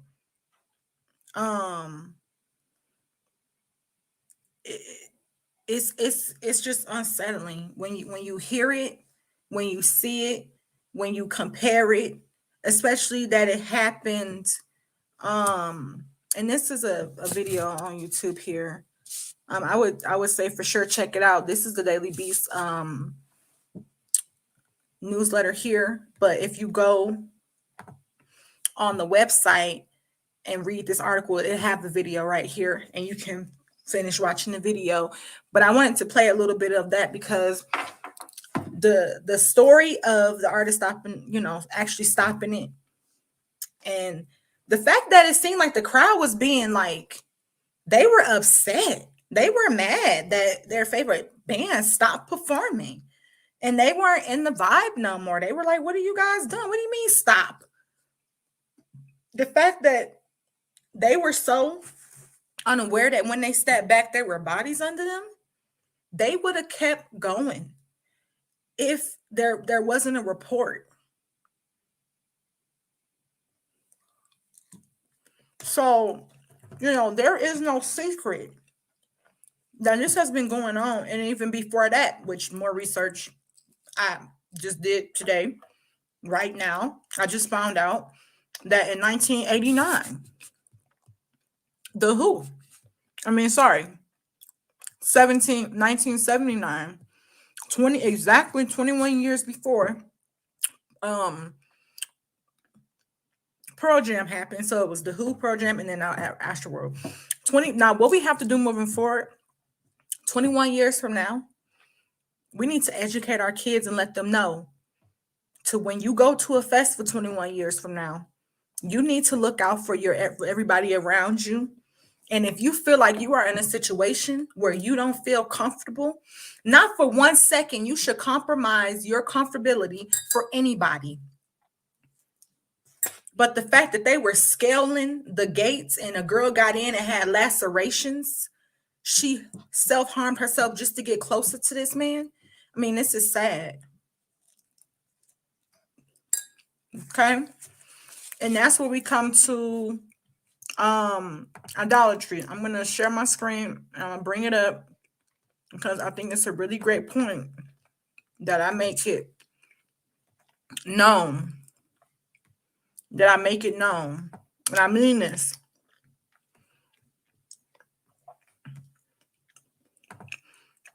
Because we need to wake up. When people say wake up, people say, I'm awoke. I don't think you are. So let's share the Google search here of idolatry. Make it big so you can see. Right here, this is some of the idols for sure that were worshipped. Now let me go here. Idolatry is the worship of an idol as though as if they were God. And a lot of, I know let's say Abrahamic religions, idolatry connotes the worship of something or someone other than the God as if they were God. So it's worship anything else, anything other than a God, than the God, And now there's a lot of words that go into this. Okay. Noun, idolatry, plural, idolatries, right? The worship of idols. Okay. Extreme admiration, love, or reverence for something or someone. Let me start over. Extreme admiration, love, or reverence for something or someone. So what did most of these people constantly go saying 21 years ago and before that? They loved these people. They admired them. Some of them probably want to learn how to play instruments just so that they can be similar to them, or they wear their hair like them, or they wear their merch all the time. They want to carry them with them. It's a very, it's a lot of people that have extreme, admiration, love, and reverence for something or someone. It's a lot of people who have that, not just for Travis, but for other artists as well. We must not allow our idolatry of art. You see that? Big. We must not allow our idolatry of art to obscure issues of political significance. Now, most definitely, the idolatry of art was most definitely obscure in the issues of the politically significance, because the politically significance was that it didn't take a rocket science, a politician, or anybody to see that this was a situation that was going to be like bad, you know? So here are some words that are similar: fetishism, iconolatry, paganism, idolizing, worshiping. There, I mean, there's all of them. Glorification, hero worshiping, vilification, admiration, love, admiring. I mean, there's so many. Well, the opposite is vilification, but there's so many different similar terms. But these people, in a sense, they love the glorification of everything that this artist was bringing. They idolized him and worshiped him for sure. They loved the glorification of everything that he was glorifying, and they wanted to be at his feet, obviously. So I had to bring that up because I mean it's not rocket science. The use of it over time has went down, but it doesn't mean that people don't do it to this day.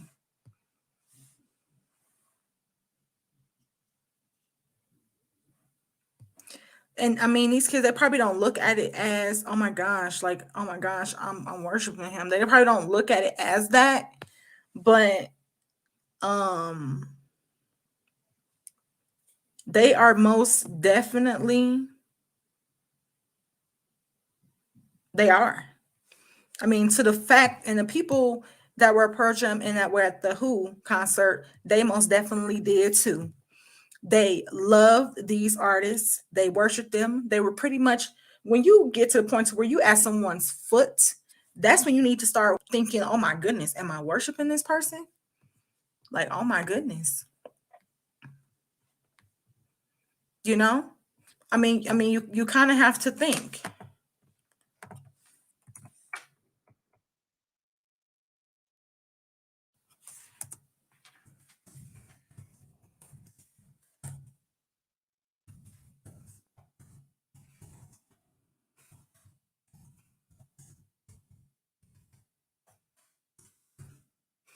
You just have to wonder. I don't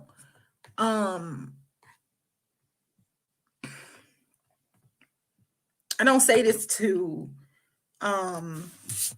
discourage anybody from like liking someone or whatever, but you shouldn't get to the point to where everything is about them. Your lifestyle is wrapped around and involved in them. That there should be no reason for that.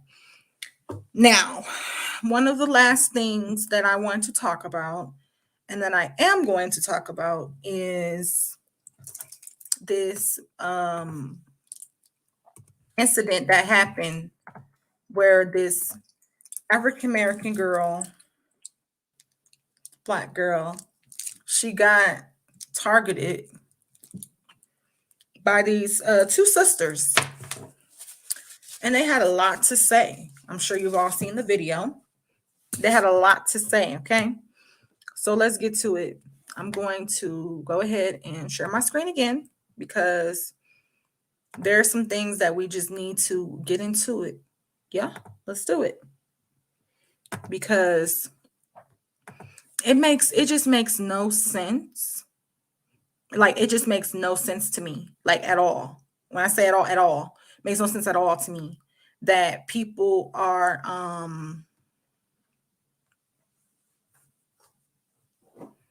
they're okay. They're okay with this sort of thing. Oh, wrong one. Where is it?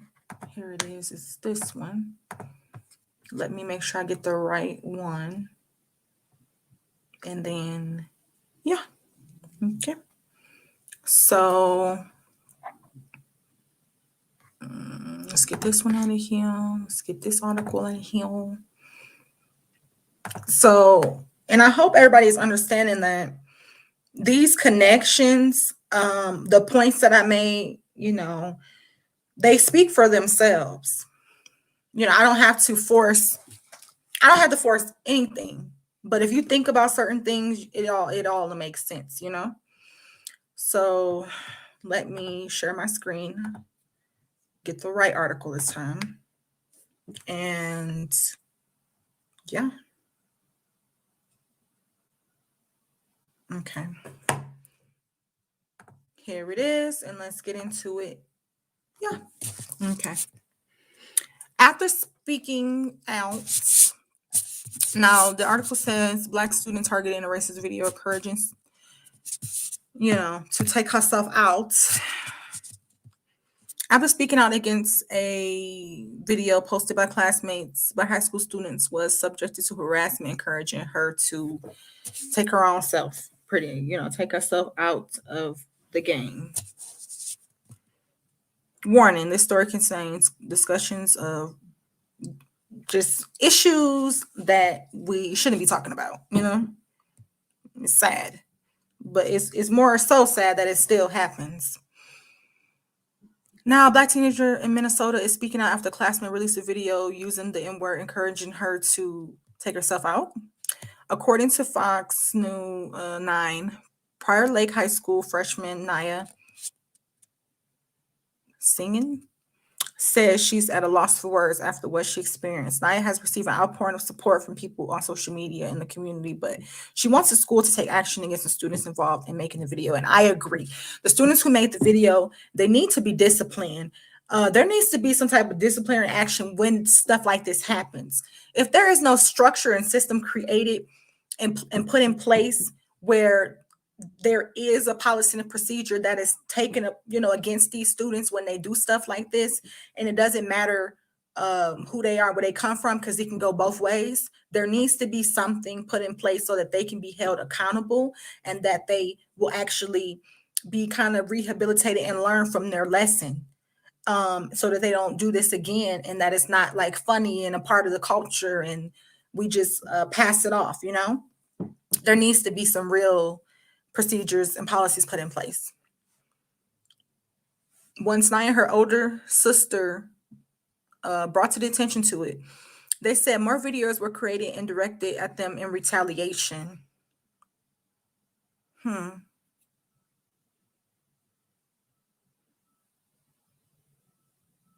wow. It says that the incident began when the sisters say a student recorded a video attacking a pillow with the N-word written on it. Wow. Nobody is going to forget what this girl said about my sister, Prior Lake Senior Elizabeth Senior said. She beat up the pillow while calling the pillow racial slurs, pretending as if the pillow, yeah, she did. She really pretended that pillow was the girl. That's what I felt. Elizabeth posted a message on social media about the incident, saying her sister attempted to, take herself out this world. In May, in the video, encouraged her sister to try it again. Wow. So her sister was already going through something mentally, and that just, in a sense, kind of encouraged her. Some people wonder, like, well, why would somebody encourage certain type of actions? You have to understand, these kids, they're in the time of this cloud and all these other things. They don't care about the consequences. Their brains ain't even fully developed. So why do you think they're gonna think past what they're doing? So you have to, as society and as a community, we have to do better with teaching our kids, like, certain things you shouldn't be doing, you shouldn't say, you shouldn't have any exposure to. I'm very big on watching things that are inappropriate. I don't do that. I don't watch horror movies or certain shows with curse words in it in the vicinity of my kid. I don't listen to music that have curse words in it or talks down on women or anything like that, because why would I want to put and feed this type of energy in my own lifestyle? let's go to here. It says there is currently a video going around of a freshman who attends Prior Lake. If you're reading this, you probably know the video I'm talking about. I want to address and explain and clear up some confusion in the video. Jalen can be heard saying, "You made them leave." Now, I'm guessing this Jalen girl is a classmate. That's just my assumption, is that she's a classmate and went to the school. This is just my assumption. I can only really just assume. So it says the video of the two other girls. Okay, it says you made them leave. She was talking about two of her friends who had just been exposed for using racial slurs. So my whole thing is, why? Okay, the fact that they made the video trying to encourage this girl to take herself out because she got, it seems like, two of the sister's friends removed from the school from doing this. I mean, the behavior that your friends, they made those decisions and they chose to use this, display this type of behavior. And you got mad at her because you made them leave. She was uncomfortable. They were making her feel like, to the point to where she wanted to take herself out. I don't blame her. And in this sense, the school for removing them. And that made them mad? Really? Okay. She was talking about two of her friends who had just been exposed for using racial slurs about a month prior. The video of two other girls were also posted on social media by my sisters and were considering transferring schools. But Jalen's sick mind it was my sister's fault. Yes, I agree. In that girl's mind, they looking at privilege. She's thinking like, okay, well, my friends, we like this using racial slurs and stuff. Like, that's why we friends. That's what it seemed like. So in that sense, me trying to put my feet in these girls' shoes, if their friends got removed from the school for using those same racial slurs and you got upset at the girl who reported them for using them and you made them leave. She didn't make them leave. They made their own decision to leave when they opened their mouth and they used those racial slurs and they told that girl to take herself out this world. Of course, the consequences are for them to probably get expelled and go to a different school. That sounds like some good consequences to me. But the fact that, the privilege was there. Oh, well, I don't think that was right that my friend had to go to a different school because she was being racist. Like, I don't think that's right. Well, I believe that's just the ideology. Some of these people, they really living out their true mission of their ancestors and they don't even know it. They book breaking people. I mean, they buck breaking people. They're manipulating them, antagonizing them, preying on their insecurities. It's sad. The video of the two other girls were also posted on social media by my sister and were considering transfer schools. But in Jalen's sick mind, it was my sister's fault that these girls were transferring schools and not the other two girls for making such a disgusting video in the first place. And it's sad because the girl tried prior in May to take herself out this world. And when it came down to it, she didn't. So they, I guess, found out about it. And they made a video calling her all types of N-words and telling her that you should have cut deeper. You should have tied the rope tighter. You don't say nothing like this to somebody who is struggling with mental health. They are going to think next time, I should have done that. They're going to feel hopeless, worthless. When you prey on people's vibes, as they say nowadays, it's their frequencies. You are taking them from their highest vibration to the lowest vibration possible so that they feel like the field slaves felt. I'm just being honest. This ideology that people have carries over through generations. This ain't something happens overnight or the past 10 years. Just like I got through talking about, before I start talking about this story, I was talking about the whole Astroworld and the Pearl Jam and the Who concert. Exactly 21 years before Pearl Jam, the Who happened, and I think 11 people, was taken out of this earth, but 9 people were exactly succumbed to their injuries at Pearl Jam. So it was not like shocking and not foreseeable that exactly 21 years later, Astroworld happened. We got to warn our kids now and let them know 21 years from now, look out for the big next festival. Okay. Now, and that brings me to, all the different topics that I talk about, they all kind of gel into one because I have a point. The point is, and I was asked this on the stream here on YouTube, because I'm live now, in the comments. Let me get back to it. I was asked, and Matt brought up some really good points. He asked me, let me go to the first comment. Where was it?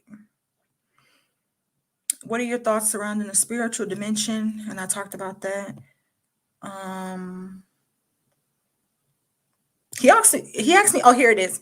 It says, yeah, what do you think causes this idolization? And I told y'all, idolatry. That causes this idolization of worshiping these people, admiring them, the glorification of what they promote and what their lifestyle is. People have to understand that they prey on people that have insecurities, that, in some senses are mentally ill, and that struggle and deal with depression. No wonder why half of them people thought that they was going to be safe, because he created this environment, like letting all these people know, like, okay, you're outsiders, you're outcasts, so am I, let's all be friends. And within that, it was most definitely targeted at the younger generation, because they're more easily to manipulate and get to idolize, in a sense, worship. And some people would be like, oh my gosh, I never thought that you would like put me in that category, like I worship someone. You worshiping these people.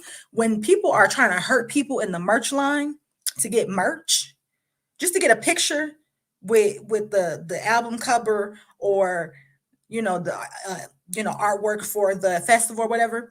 If people are pushing people, grandmamas and uncles and aunties, sisters and brothers to the side just to get some merch, you honestly don't think they would do anything worse? So it was just all foreseeable. And what happened in Pearl Jam, it's really like chill. Like, I get chills reading all the article, because it is similar. 50,000 people were exactly supposed to be in attendance, and I'm sure there were more.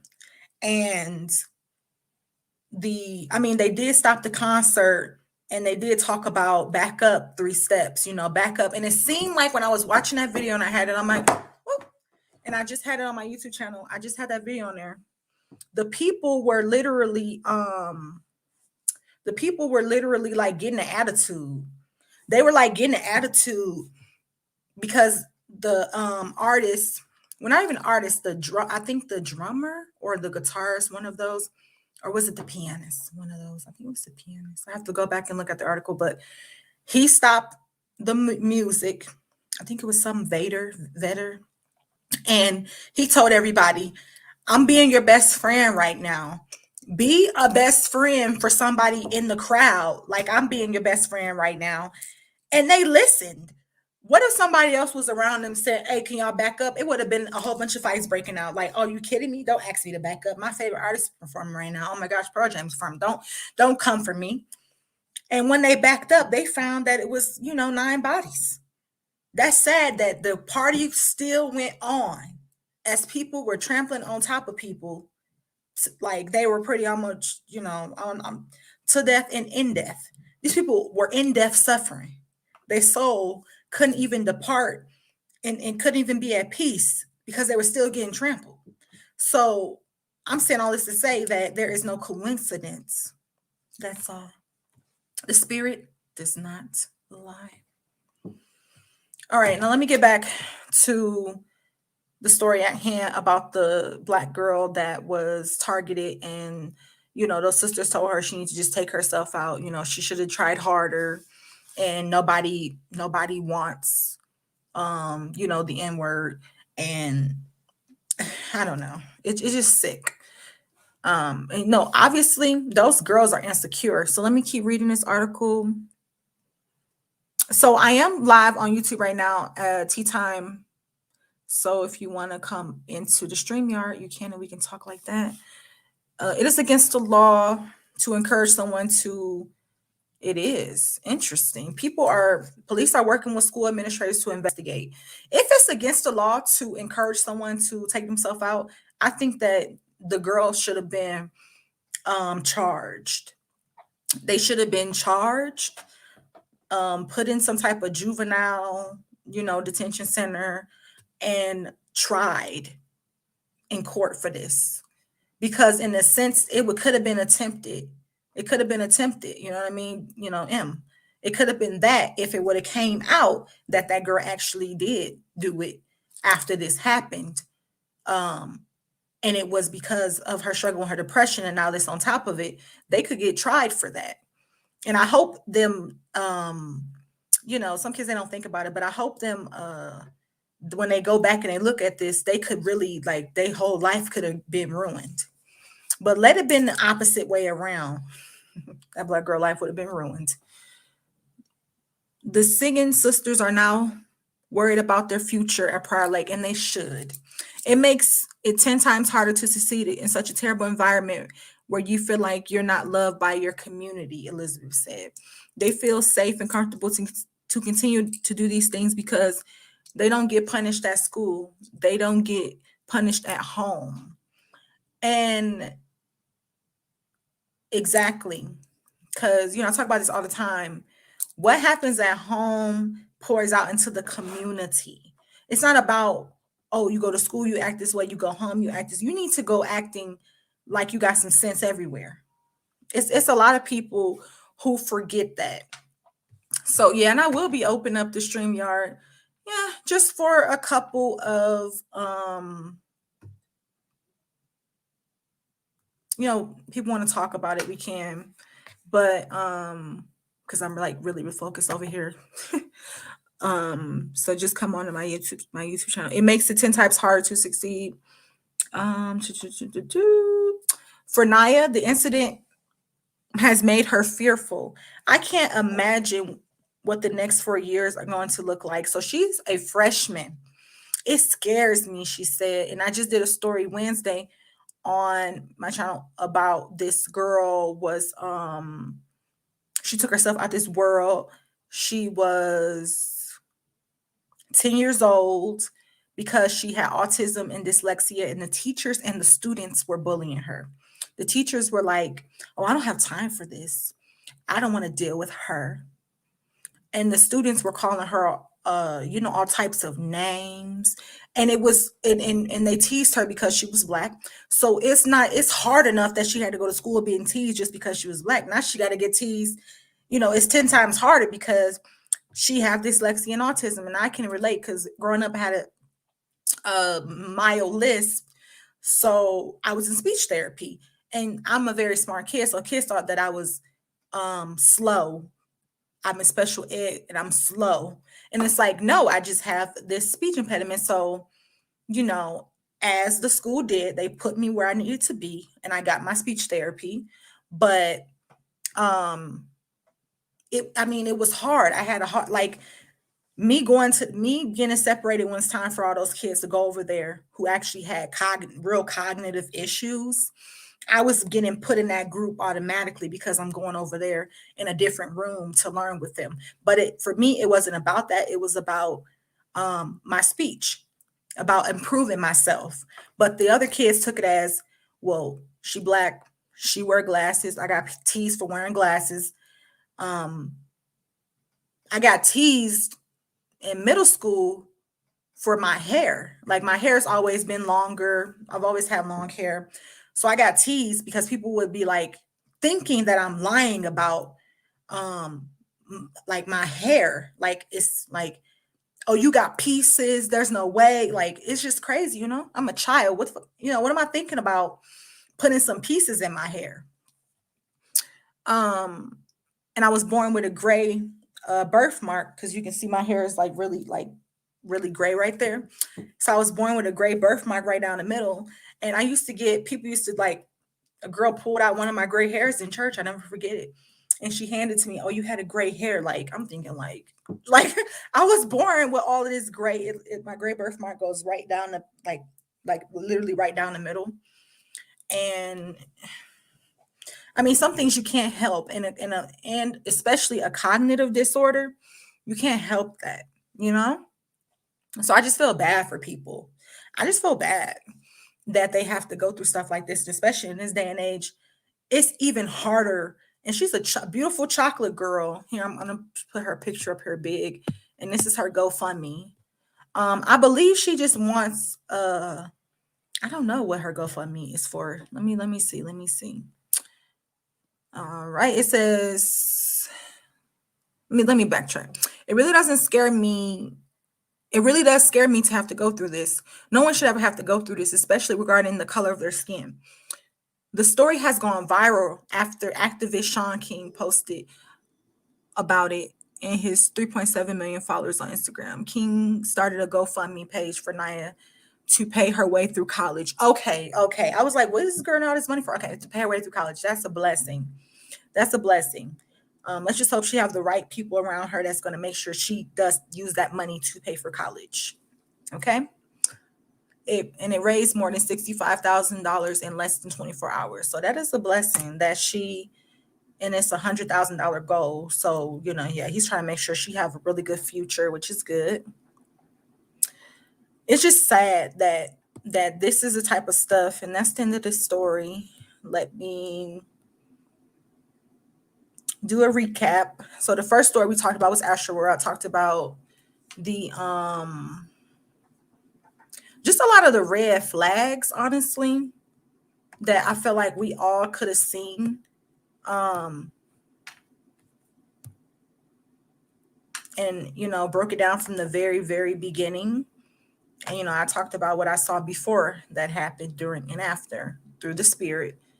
And it's sad because I did talk about I saw that there were multiple heart attacks. Like people had heart, but I felt like there were multiple heart attacks. And when it came out that young lady had two, the spirit broke me. I was like, I started almost crying because when I feel certain things in my spirit, it's not wrong. It's not wrong. And spirit does not lie.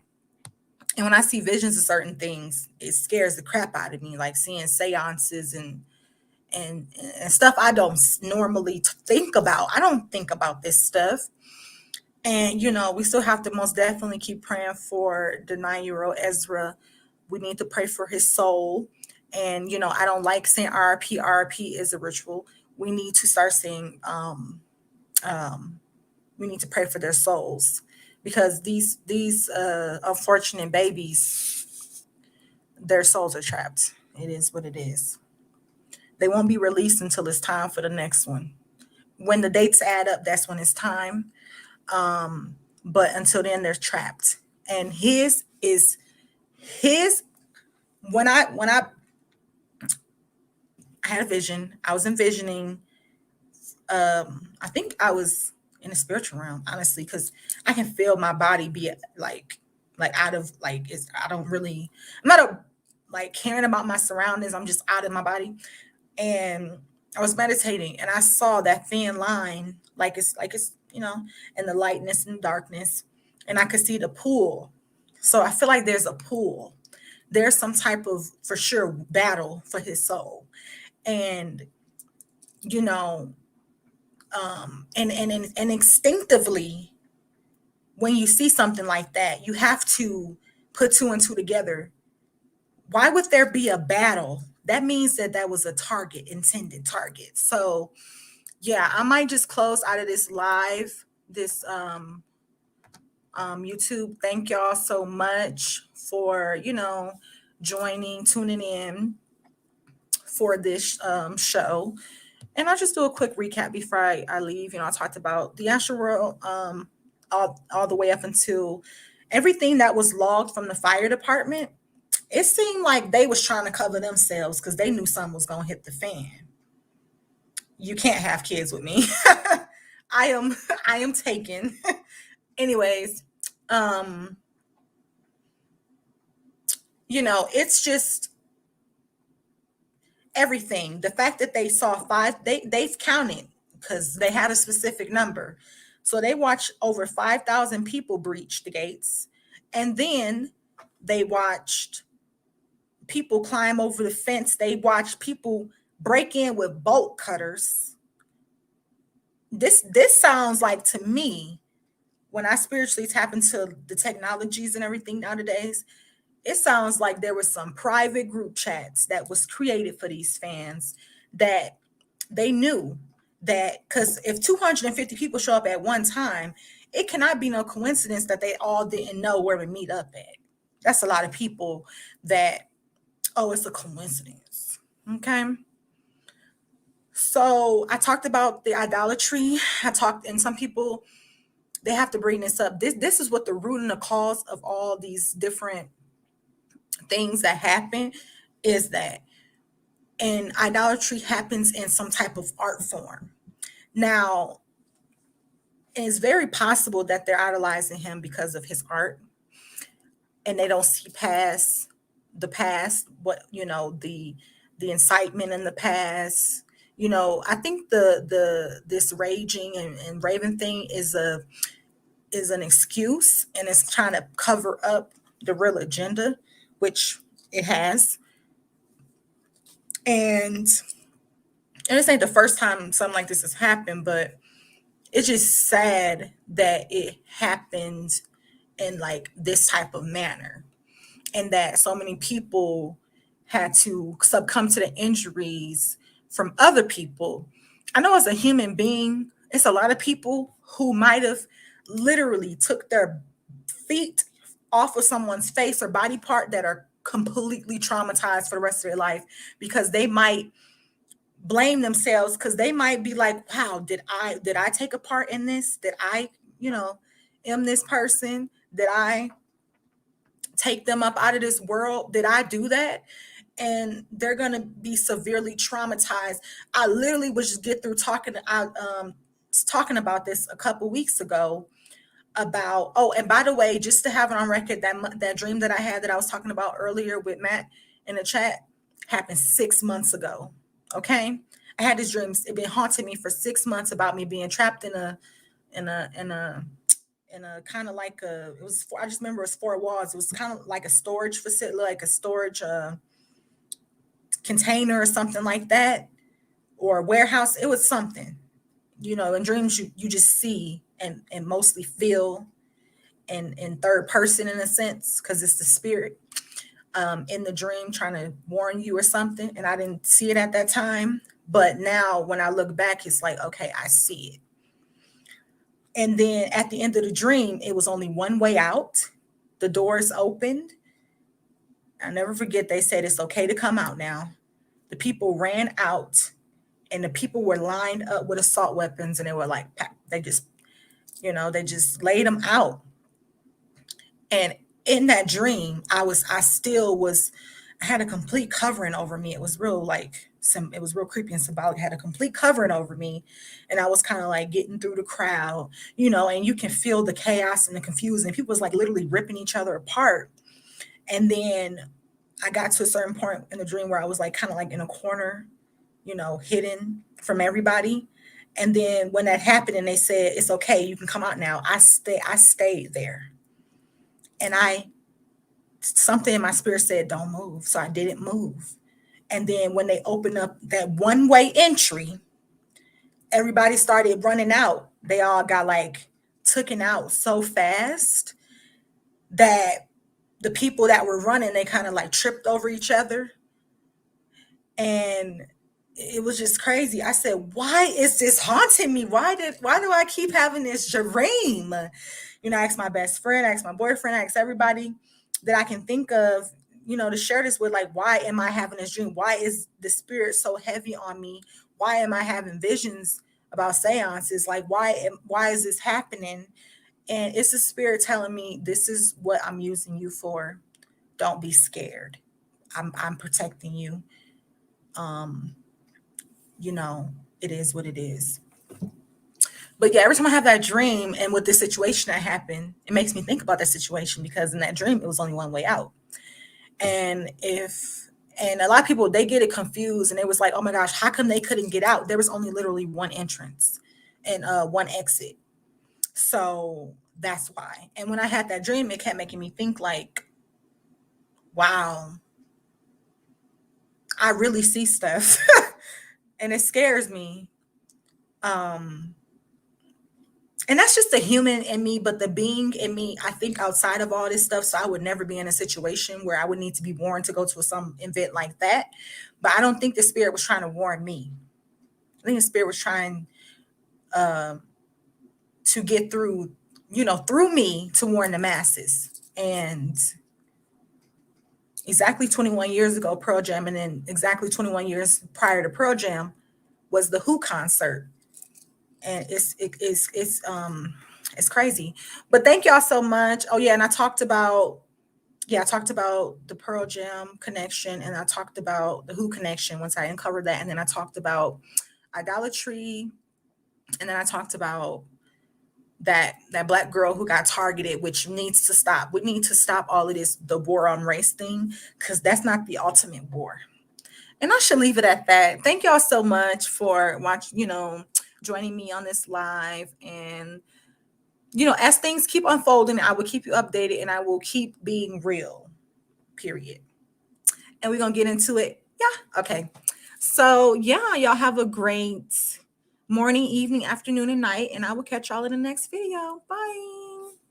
And don't forget to like, comment, and subscribe, and share this video. I'm going to be sharing it on all wherever platform I can, because it's just very we need more people speaking the truth and light instead of life and death. I like that. Okay, bye guys.